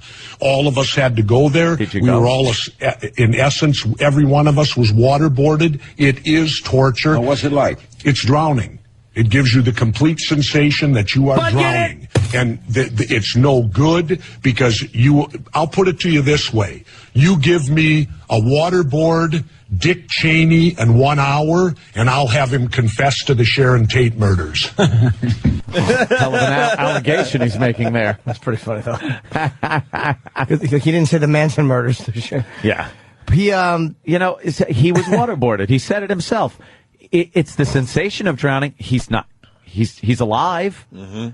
I don't think anybody died during the waterboarding that the CIA did to these criminal fucking terrorists. What is with this guy? Some people just want another 9/11 type scenario, I guess, in this country. They've completely forgotten what September 12th was like. They've completely forgotten what it was like to sit back and go, did that really happen yesterday? Or was that like fake? And then you realize, no, my God, that really happened. Well, now we have to do something so that never, ever happens again. The horror, the feeling of helplessness that you felt watching the buildings collapse, the Pentagon get hit, people on a jet plane crashing into the ground and into buildings, the horror they must have felt, the sadness of an actual attack on the United States. People just fucking forgot that. They just all forgot it. Waterboarding, I would prosecute every single one of them. Shut up. Why? Save it for Jesse. So that they could go back, let them all out. Let them all out of Guantanamo. Let them all get back and regroup and attack us again. That's a great idea. You have that fucking feeling in your gut. Where the fuck were you when that happened? Were you a Navy SEAL at the time? No, we were in fucking New York, asshole. We were here at the battlefield. Oh, and you noticed how he said he was a Navy SEAL during the Vietnam era. Does that mean you went? Were you in Vietnam? I was waterboarded. Were we really part of the battle, though? What? I got to correct you on that one. Let me tell you something. Were we in the middle of the battle? When you lived in New York City at that point, when that was happening, you did not know how far it was going. You didn't know if there were stories that there were 10 more planes in the air heading for where the fuck ever. Mm-hmm. So yeah, we were closer to the battlefield that Jesse the Body was. They just and I'm not just pointing him out. He's just one of a lot of people that have just completely forgotten what that feeling was. We need that feeling back. We need to take these people, maybe take a couple of family members and kill them in horrible ways so that they can feel that awfulness that you had, that violated feeling that everyone had on September 12th and onward a couple of years until people just fucking forgot it happened. Ugh, you people disgust me. Disgust me! This is a wonderful rant, but you're going to do it in front of Jesse, right? I will. No holding back today, my friend. I will. This is all just a pregame until Jesse shows up now. Here's what, actually, just... The rest of the show doesn't even matter. Matter of fact, I would say go away for 3 hours and then come back when Jesse's here. No, I'm gonna go into the studio and just record some sounds and then go home. Here's what you can play while Jesse is here. What? You're out of your mind. Get out of here. You forgot. Just play it on the soundboard, and I'll go home and listen. Do the one, fuck me, fuck you. Yeah, that's one of my favorites. I love that one. I use that one a lot in private life. How about this one, too? Are you trying to tell me? Yeah. I can't believe it. Can you do the fuck me, fuck you? Fuck me, fuck you. And then... it's written this way, so I got to read it. Oh, Larry proves why he's a great interviewer. Oh, God. Okay. And finds out what a SEAL is. Who wrote this? Well, Sam. So obviously. Guess what? We're going to find out that Larry sucks at interviewing. All right, here's Jesse. And Larry proving he's a great interviewer. I meant to ask you, you were a Navy SEAL, and they have a tremendous image. Was there ever a time in your life when you thought fear would overcome you? Sure, the first time I jumped out of an airplane, I was afraid of heights. I joined the Navy SEALs so I would conquer that fear. Why didn't you join the parachutists? The what? The parachutists. Because I was 18, and at that time you joined the military if you wanted to. If you were fear of heights, you could join the Air Force, be a paratrooper. Air Force? Well, I was a paratrooper. Oh, they tell you that's part of the Navy SEAL training? SEAL means sea, air, land, Larry. Oh, my God, Larry. Larry goes, first of all, join the Air Force and be a parachutist. Oh, my God. I don't know about that. Wow. I mean, Wow, CNN, you got a gold mine with this like Larry airborne. King. All right. Gold mine. Why didn't you join the airborne? and just be a paratrooper if you're afraid of heights and wanted to conquer your fear of heights. I understand the SEALs also do jumps, but like if you're just afraid of heights, you'd think you would become an airborne ranger or something like that, 82nd Airborne, but SEAL. Sea, air, land, Larry. How important is the parachute? When you were a SEAL, did you play honky tootie horns with your nose for fish? Well, Jesse's coming in a little later. The big showdown. Last time it got pretty ugly. Well, yeah. And I'm sure it will get ugly again. I've seen him once since then, at Red Eye, actually. He was doing a show before. He might have, I don't know if he was doing O'Reilly or whatever. But, oh no, he was interviewed by Gutfeld on Red Eye, actually. And, I was on the panel and, we just said hello and it's pleasant. Yeah. Hello, idiot. Wait, you were on the same show as him? No, but the way it works at Red Eye is like I'm the guest that sits next to Greg. So when a guest is brought in for an interview, I leave for that segment. He takes that seat. No, gotcha. And then I come back in after. We saw the shit in the dressing room. Wow, Greg didn't know what he had in front of him. The confrontation that he would have had with you and Jesse. Wow, well. For his TV show. We got Jesse Ventura coming in. That's right. I was a Navy SEAL. It's going to be a big showdown. Big showdown. Oh, God. Going on a break. Ben Stiller came in yesterday. What is it? The museum movie opens Friday. Night at the Museum 2, yeah. Yeah, about the... Ben Stiller was responsible for 9/11. Shut up. Can't wait till he gets in here. Everyone's involved in some conspiracy. Only he knows everything. He's the only guy that has this insight. You try to even discuss a point, an opposing point of view with him, and instead of just discussing it, he'll try to turn, and watch, this will happen. He'll try to make it that you're stupid, you haven't read what he read, you haven't been a Navy SEAL, so you're in no position to even argue the point with him. You're going to say this to him, right? No. Come on, you got it. Crazy? Insane? The guy's a madman. I've read a lot of the same books he has, and he's just misrepresenting them. All right, we're going to have some fun with Jesse. You know what you could do, Ann, to get ready for the interview? Duff McKagan soundboard, you could push that closer to you so you have some, protection between you and Jesse. I could do that so we can't... Start building your protection now. Yeah. We'll find some stuff. We could pile up the couches around. Gotta sleep sometime. I hear him, but I don't know where he is. You're just behind this wall of stuff. Maybe when Jesse goes to punch you in the face, you could jump over there and sing Mersey Dotes and Dozy Dotes and Little Lambs with Ivy. That was bombing, and I wanted to stop it. Wow. I couldn't. Okay, faggot, what's next? I'm going to remind Jesse that some people never got over their fear of heights. The people that had to jump off the top of the World Trade Center. They didn't get over their fear of heights by going to SEAL school. Well, you could thank George Bush for that. Yeah, exactly, because they were in on it. Shut it! Right to his face, right?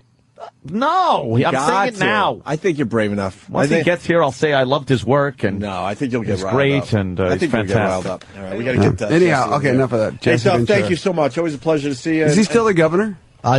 No. I don't know. He is insane. Yes, he's still insane. And he's still very large. Yeah.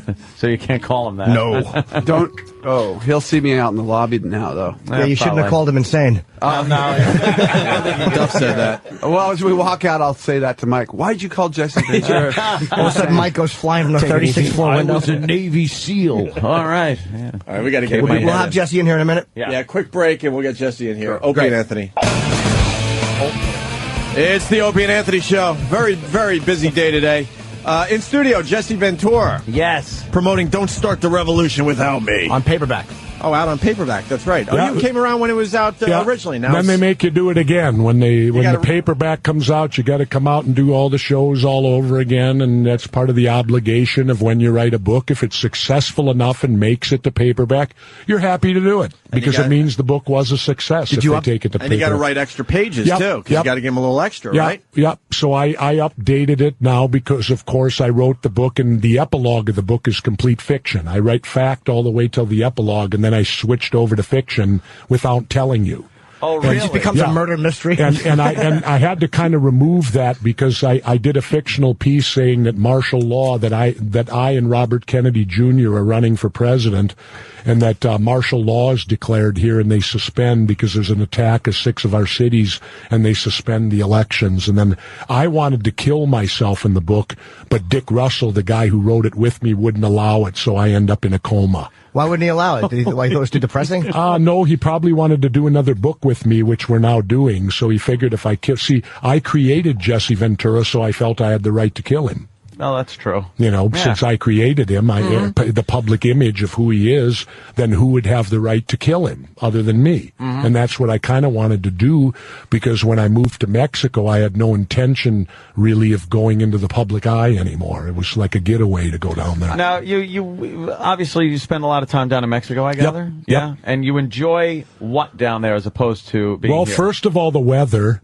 Well, you notice that I'm a lot tanner than all you guys are. Yes. You guys look pretty pale to me, like you need some sun. But then again, in New York City, the sun's hard to reach you here. You got to look straight up just to see the sky. This is true. Yep. And so, but I've taken up surfing.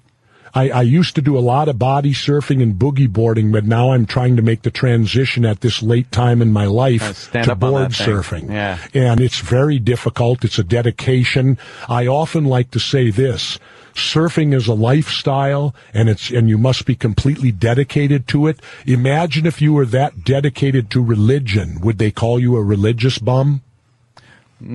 Hey, that's something surf bum. No, they call us bums. You're a surf bum. I don't like that connotation because it's a dedication and a lifestyle. It's a like I tell people, here's my life in Mexico. I can tell it to you in one sentence. I wake up every morning with nothing to do, and when I go to bed at night, I'm half done.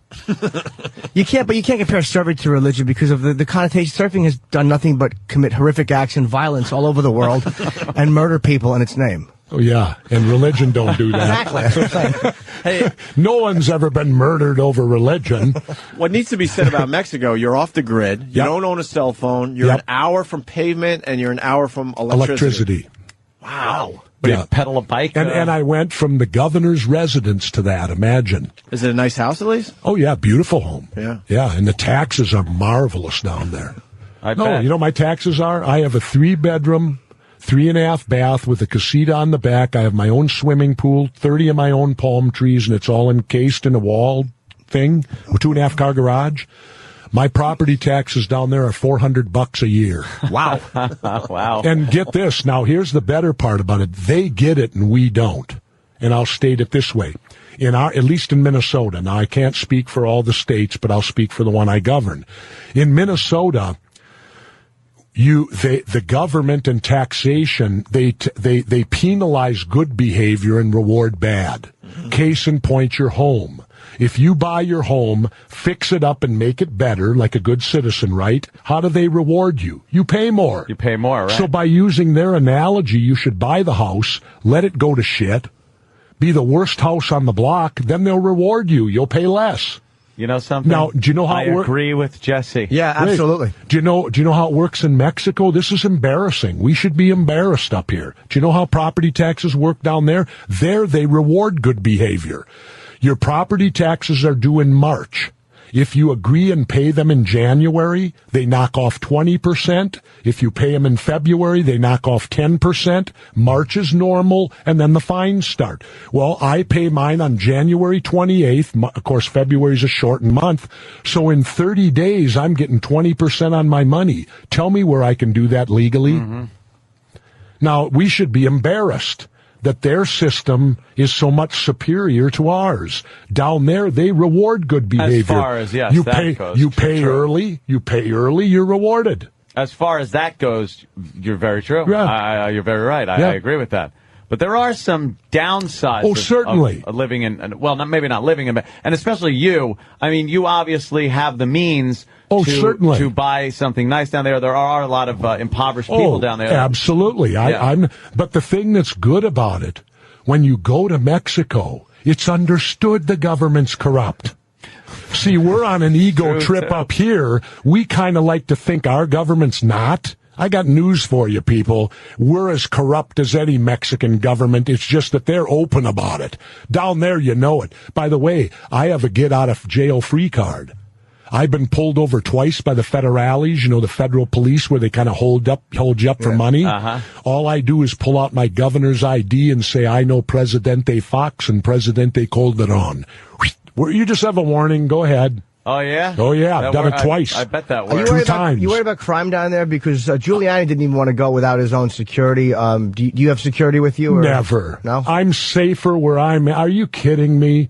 I've seen old women walking along the roads where I live, where I'm in far more danger in Minneapolis, Minnesota than I am in Mexico. Where the danger is in Mexico is the borders.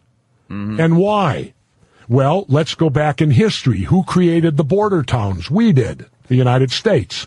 We created Tijuana, Nuevo Laredo, Nogales, and all them crappy we're on Sirius Radio, right? Yeah, you curse. So I can curse. Yeah. We created all those shitholes, right? Do you know how?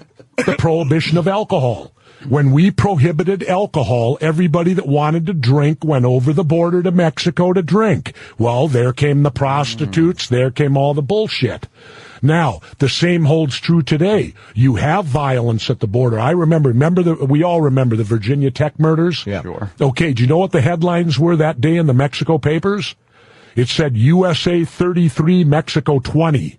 It was like a sports score, because on that same day, Mexico lost 20 of their people at the border. The difference is ours only happens once a decade, like Virginia Tech. Theirs is a daily thing. And why? Because of the illegality of drugs and the prohibition. That's what, if we want to stop all the killing, then stop the prohibition. It seems to me in our country, we're more fearful of marijuana than murder. Because we're prohibiting marijuana, which is causing all the murders. Is it marijuana, though, or the cocaine traffickers are the ones that tend to be really violent? It's all of them. Because it's all lumped together with the cartels. Would you want to legalize cocaine also and all drugs? When you speak legalized, let's remember, I think marijuana should be treated identical to liquor. Absolutely. Because I'll tell you, it's less. In fact, it's a lesser of a drug. Of course. Because how many kids do we hear at college who binge drink every year and die? Yeah. We hear about it every year. Yet you can't smoke pot and die immediately. Smoking is now you might die in 40 years from cancer, maybe from inhaling the smoke, but it's not going to kill you that night. There isn't enough weed in the world that could kill you in one night. It's also a personal choice you're making, too. If you want to smoke it and take the risk of cancer, you should be able to do it. Absolutely. Yeah, and now, so to me, let's bring... I think Franklin Roosevelt said it at the end of prohibition of alcohol, and I think it's a great quote. He said... I can't feel my legs? No, not quite. He said we can no longer afford to prohibit alcohol anymore. I say you switch alcohol and marijuana now and say we can no longer afford to prohibit marijuana anymore. Right. I saw, those little stores in L.A. where they sell the medicinal if you got a script? Medical marijuana, yep. I saw a story where they went into the guy, now it's all prescription, and it was a guy in a wheelchair, runs a little shop about as big as your studio right here. And they asked him, they said, how much did you pay with prescription-only pot in sales tax to the state of California last year? You know what he said? $300,000.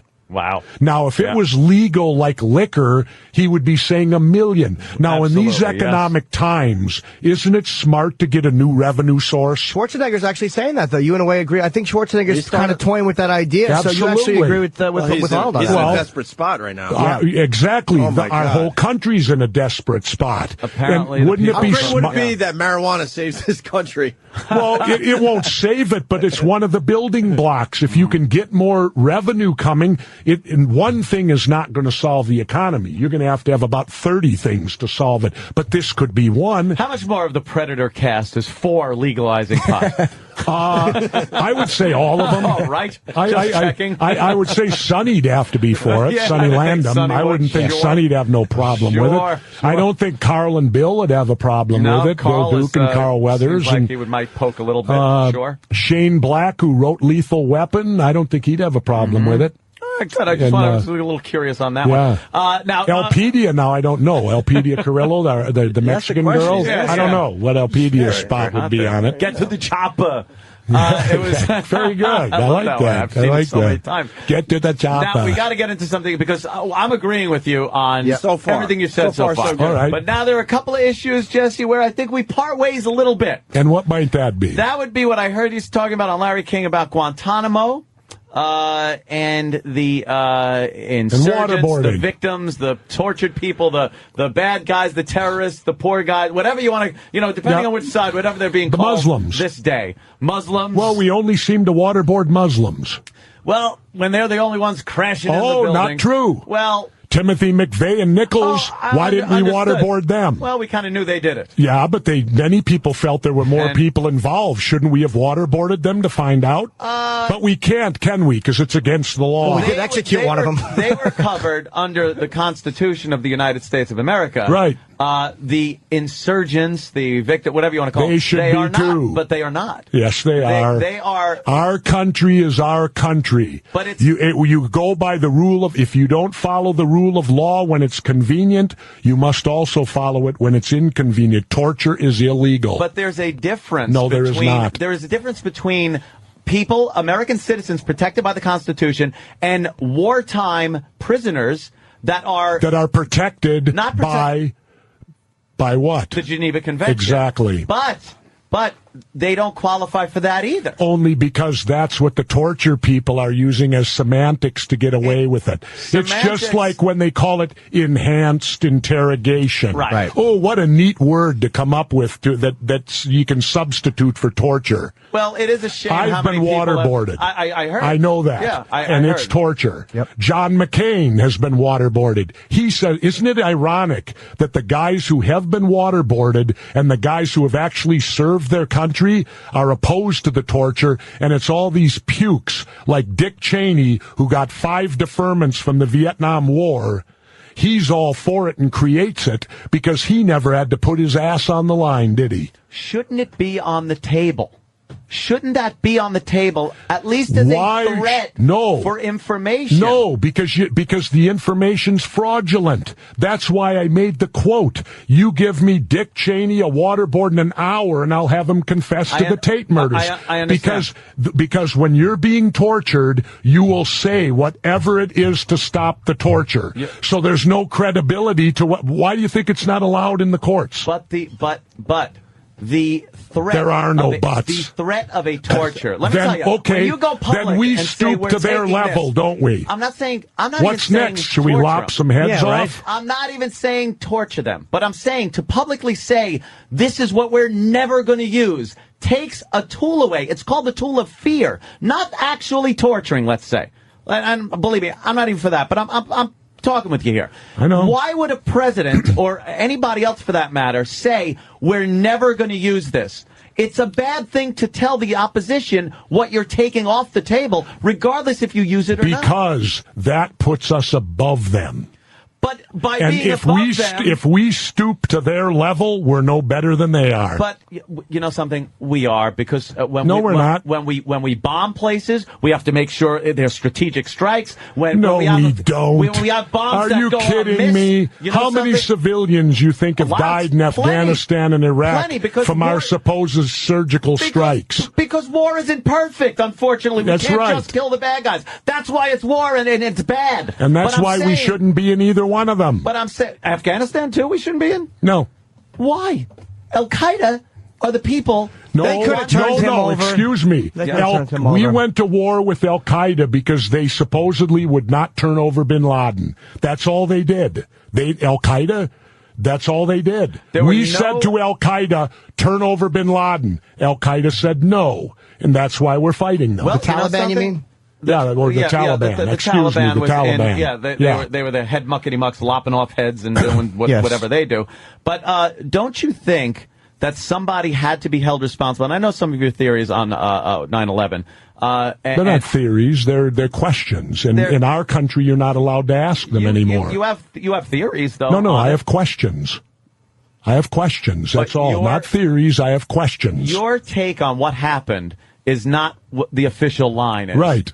You feel... I follow what Thomas Jefferson said. Dissension's the greatest form of patriotism. Mm-hmm.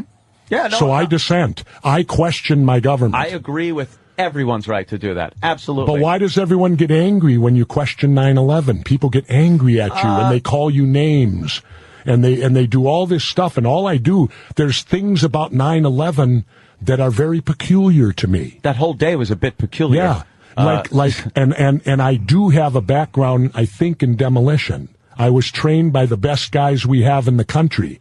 And when I look at those buildings and I see how the cement was pulverized to powder, what type of energy could cause that? Not a simple fall. Well, it wasn't not a simple fall. Yeah, they said one floor pancaked into the other and down they went. A lot of weight. Well, how would that pulverize 900 tons of cement into dust? People are questioning, I think, because you do have the demolition background, the Navy SEAL background. How come it was like on September 12th or 13th? Like, you kind of came out a couple of years later. And I think that's what people are questioning. Like, there have been so many theories about it before. Because at the time I was governor, I didn't have time to question it. When you're governor, that's a full-time job, believe me. And so it was after I got... You know what made me question 9/11? Here's what did it. After I got out of office and Bush said we're going to invade Iraq, I stepped back and went, Iraq? Wait a minute. The 19 guys they told us that did this, there wasn't one Iraqi. Right. Why are we going into Iraq? And that's when I started to question. I said, ooh, what's the real big picture? But how did that make you change your view of the physical? What's the real big picture here? But you could question that, but it doesn't have to necessarily tie into 9/11. It could tie into Saddam Hussein tried to kill my daddy. Oh. That's pretty much what I think. The point is, all of it wouldn't have happened without 9/11. That was a catalyst because he was able to use the fear of terrorism and potential threat of Saddam Hussein, which turned out to be bullshit. To lie to us. I'm not gonna disagree. Right. That was the weapons, big lie, lie. But well, if they'd lie about that, wouldn't they lie about other things? Just because I lie to one thing doesn't mean I'm lying about a murder. Okay, I could lie that I stole something. It doesn't necessarily mean I would lie for something more important. All right, let's go back to my generation. Mm-hmm. I'm a Vietnam vet. Now, I remember when the President Johnson got on TV and told us our boys are floating in the water for the Gulf of Tonkin incident, which is what got us into the Vietnam War, where 58,000 of my generation were killed, probably 1 million Vietnamese killed, who knows how many. And they've now come out and said that wasn't true. It never happened. Now, if they would fraudulently build up the Gulf of Tonkin incident to get us to war, you think they wouldn't fraudulently take us to war again? In that fashion, I'm not too sure about that. Really? In the fashion of taking down two huge, very symbolic buildings, killing a lot of innocent American people, in that fashion, no. And the demolition thing, I like to, because you say you're in demolition. I was trained by the best. You know what it takes to wire a building that size for demolition. Not much. How would you do that in a working building? Easy. When you see, let me explain. When I see them demolish buildings, they're drilling holes, they're planting, there's wires, cables. All right. Great. First of all, the World Trade Center had construction going on a daily basis. Every time a tenant moved out, they had to redo whatever floor they were on. And I learned this from guys that worked there.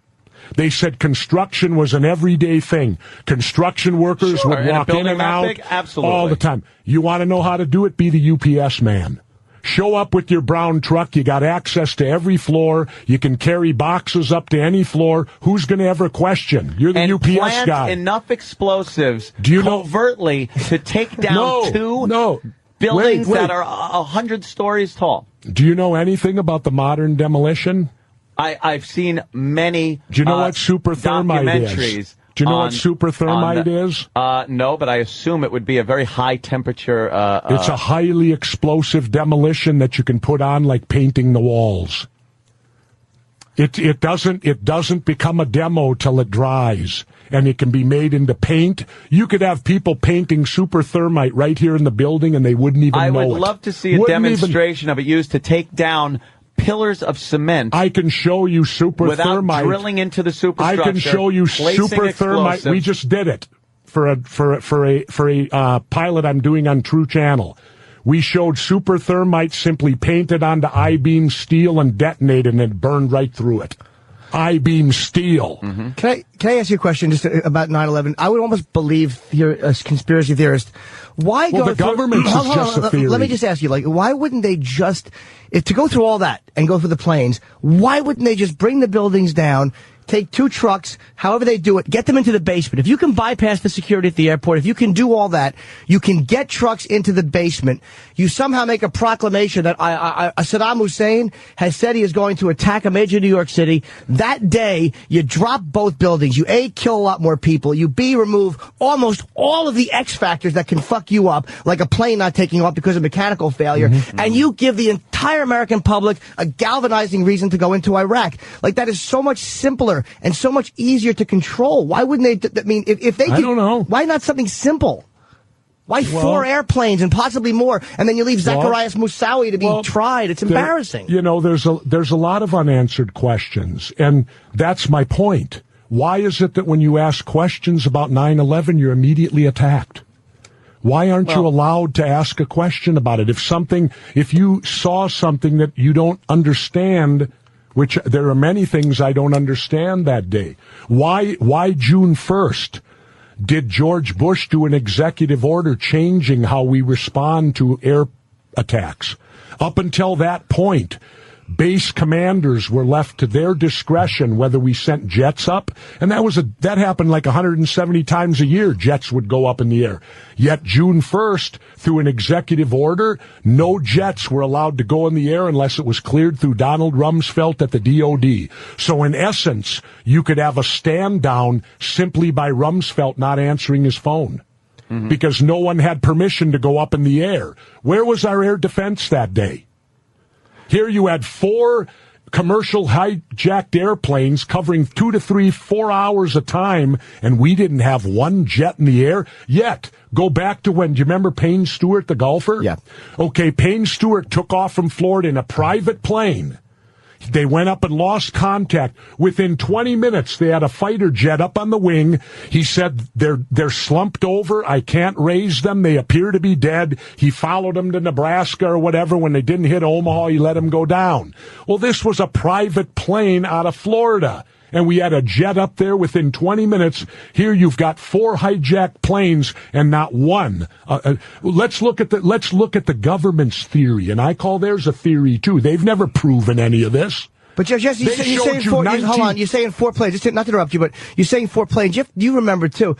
They were up, and it was very, very quick. Like when the one plane went up, the bunch of stuff happened. A lot of people, the air traffic control wasn't exactly sure what was happening. Yeah, and the next thing you know, it's flying why? into a plane. Because ironically, we were holding war games that day. Now, did the terrorists know this? And if they did, who leaked it to them? How did they know to do it on a day when NORAD is running these huge war games where it would confuse all the air? Remember the quotes from the air traffic controllers? Is this real or is this part of the war game? They didn't know. Now, that fits bad for us either way. Because either it was done intentionally or the terrorists got inside our government to the point of knowing when we run war games. But didn't they call the plot? So somebody's not doing their job here. The plot was called Porsche 9/11, I believe. So they knew that they were going on September 11th. So you're taking into account, if the government's involved and there's war games involved, bad weather ruins your entire plot. Like, that's why I believe that the 19 guys caught this country with our pants down, and they used lax security. Let me ask this. How were they able to identify these guys within 24 hours and yet not able to stop them? They had pictures on TV. Yeah, they showed us pictures. Because they didn't try to hide themselves. They were on the manifest. Well, their names were on the manifest. Really? Who's seen the manifest? The government won't release the manifests. When have you seen them? Well, I haven't seen the manifest. No one has. No one has. The government won't release the manifests. Why? All right, let's go to the Pentagon. The Pentagon has over 200 cameras that run 24/7. Why did the government confiscate all those cameras, and why are we not allowed to see the plane hit? All you see is this little flash that they allowed you to see, yet the Pentagon has cameras all over it. And how was that plane able to circle for 40 minutes in a no-fly zone and not be shot out of the air? Question. And then it ties in. When Cheney was down in the bunker, and Mineta, the transportation secretary, testified to this in Open 9/11. He said a kid walked in and said, Mr. Vice President, the plane's 50 miles out. Mr. Vice President, the plane's 30 miles out. Mr. Vice President, the plane's 10 miles out. Do the orders still stand? Mineta testified, and Cheney snapped around and said, of course they still stand. Have you heard anything contrary? Well, what orders are we talking about here? And if he knew and was being a report that this plane was approaching approaching Washington, D.C., why weren't buildings being evacuated? Why wasn't it being shot out of the air? Well, maybe a lot of they handled it. You're like right. that. They did handle it terribly, but I don't think it was handled horribly. That's implying that the vice president and the president know a plane is being crashed, and they're going, "Well, the plane's on schedule to hit the Pentagon." All right, hold on. Now here the plot thickens. Now Bush was down at that school, right, talking to the kids, right? And remember the 7 minutes he sat there frozen in the classroom, right? All right. The Secret Service is under the Department of Justice. They don't even take orders from the president. If they feel the president's in danger, they whisk him to safety. Now, the president's trip to Florida to that school was a photo op. So it was well documented he was going to be in that school. Card comes up to him and tells him a second plane hit, we're under attack. Now, planes are flying into buildings. 2 of them have done it now. Why did the Secret Service allow Bush to sit there for 7 minutes when, for all purposes, a plane could have been bearing down on that school at the very moment that he was in there? Who would know? We're under attack from flying planes. They knew he was there. He should have been whisked out of that room immediately. But it was almost like they knew. I just think we had this perception that we were protected a lot better than we actually were. Yeah. We always had this perception that there were missiles on top of the White House and things would happen if something like this ever happened. But you know something? We just were not as prepared as we would have liked to have been. And like Jimmy said, so a memo on August 6th that said the exact thing that was going to happen while our president was vacationing in Crawford, Texas. The memo of August 6th said exactly Osama bin Laden's planning to hijack planes and fly them into buildings. And it was I can tell you something. Oh, yeah. Had I been the president, 9/11 might not have happened because I would have responded to that memo. I wouldn't have gone on vacation the other to Crawford. investigator that went down to the flight school and spoke with people that said this gentleman is trying to fly a plane. It's very suspicious. He doesn't fly very well. He's not concerned with landing. Like that to me is evidence also that this guy is a Middle Eastern gentleman that was flying a plane and pulling up red flags. Let's look at the actual hijackers. Now, Osama bin Laden is a purist Muslim who goes by the old traditional Muslim. We'll all agree to that, right? Whether you agree with what he believes in. What do you mean, the purist? Purist. He's a Muslim who believes in the faith.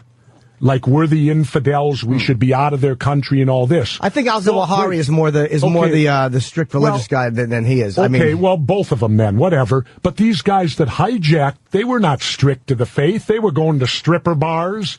They followed him. Well, they were following orders, whether they're... But if you're going to go die and you believe in Allah and you believe in the purity and the sanctity of the religion and you're now going to die, wouldn't you live cleanly? They're not very rational if you're going to take a plane and fly it into a building. So they're flying civilians into a building. But you're not listening to me. These guys don't fit. They perfectly fit. No, they do. No, they don't. They were fanatics.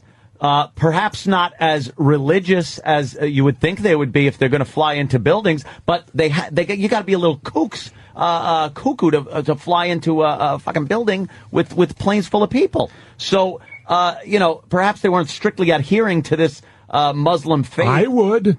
If I were a religious person, if I was that religious and you're going to die, would you want to offend God right before you die? They obviously didn't look at it like that. They didn't look at it. You can't obviously say what they looked at. Sure you can, because they behave that way. Yeah, so they weren't. See, to me, they're not the followers of bin Laden and them because of their behavior. I want a question for you. This 9/11 was 75% successful, according to what they wanted to do. The passengers overtook that final plane once they all knew for a fact what was happening. I don't believe that either. I know you don't. But Cell phones don't work that high then. But they were low. They weren't flying flying at 30,000 feet.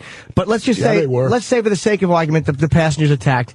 If the pilots are not trained to open that door and negotiate, if those doors are locked and that the first sign of trouble, they allow that woman's throat to be cut and they do not open the doors, 9/11 doesn't happen. All right. Here's another one for you. You got 4 experienced pilots that were flying these planes, like the guy that flew the Pentagon plane, Burlingame, former Top Gun. Tough as you can get. Now, they have a thing on all commercial planes where all you've got to do is punch in some numbers and it's a code that you're being hijacked. Why did none of the 4 planes, none of them, that number was never punched in? Probably because they were smart the way they did it. They would attack the stewardess, and the pilots were trained to open the door and negotiate, which is a horrible... But they still would hit that before they would do anything. It doesn't require any words. All that does is send out to everyone who needs to know we're being hijacked. Well, none of the 4 planes did that. Well, didn't the stewardess say open the door? And a guy like Burlingame...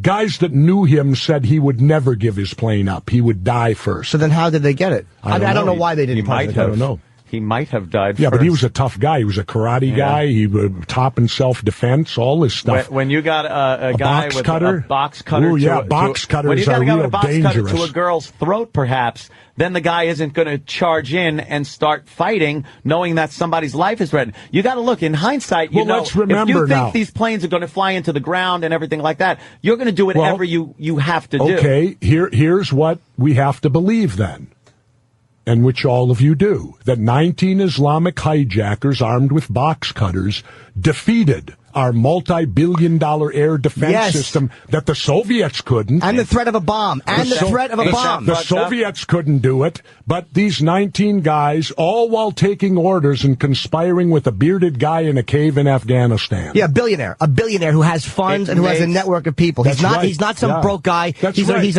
a construction billionaire. Yeah, and in fact, you're correct there, because his brother Salem, he helped bail out George Bush on one of his horrible business ventures. Them being tied in, I don't even disagree. Oil families are a very small group of people in this world. And George Bush is part of it. Oh, he is. He absolutely is. But he didn't orchestrate 9/11. So dislike him as much as you want. I'm not saying he did. No, I know. But I'm just saying that if they didn't orchestrate it, I believe that they didn't do much to stop it. 19 guys caught the U.S. with their pants down because they first of all, they had the threat of a bomb, which everyone... What threat of a bomb? They said they had a bomb. People were calling on their cell phones saying that these Muslim guys or whatever they said or Arabic guys have hijacked us. And this is coming from people who were on the plane, and they said they have a bomb. That's how they stopped the mutiny from the passengers. How did they get the bomb through security? They didn't. There was no bomb. But that was what they.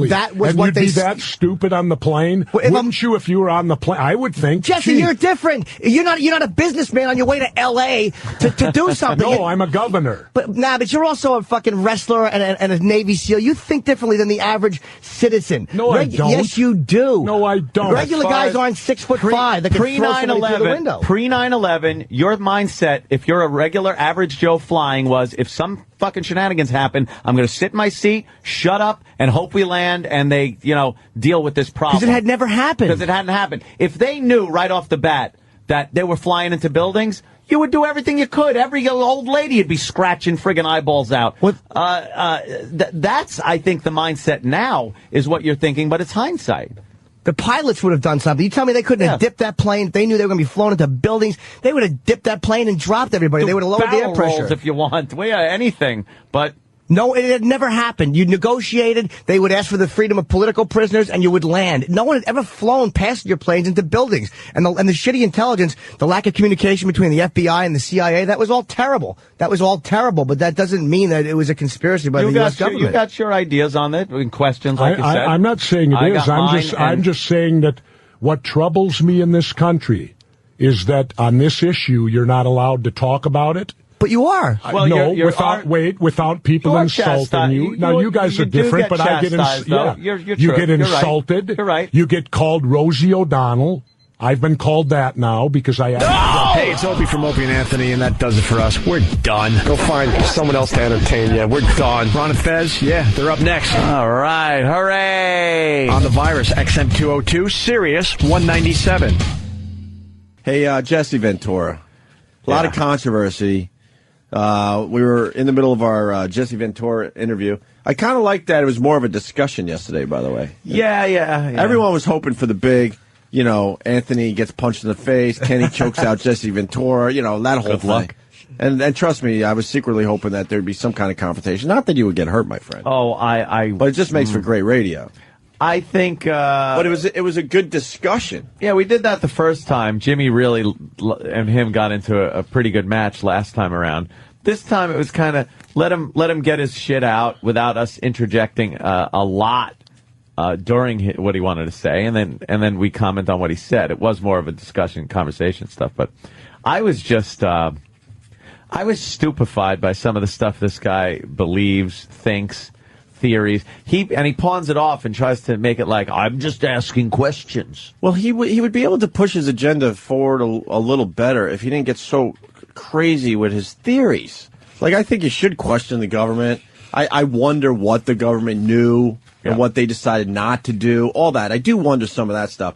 But when you get to, you know how easy it is to demolish the buildings with that paint and this and that, I'm like, Jesse, the exploding paint. That's where you're losing so many people with your questions. When I heard him come up with that exploding paint is what took down buildings, and they can go in there and paint it and then blow it up like a demolition crew would through weeks, maybe months of drilling holes and placing charges in structural beams. That's how they do it. Right. And he's talking about this paint.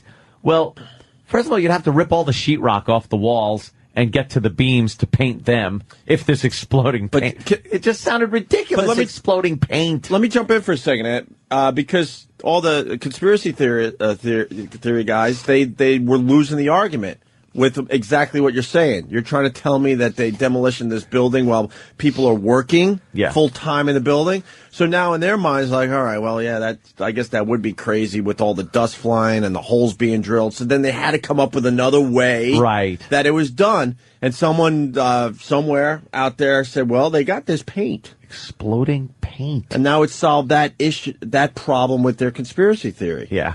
Because that was a little shaky, right? Yeah. I was saying the exploding paint is on the shelf right next to the paint that you paint the tunnel that you can run through, and then the person behind you hits the brick wall. What kind of fucking fantasy land exploding paint is he talking about? And wouldn't people notice if there was a big wick coming out of the paint? Yeah, every wall's got a fuse sticking out of it. Super thermite. Super thermite. But what I want to discuss is that...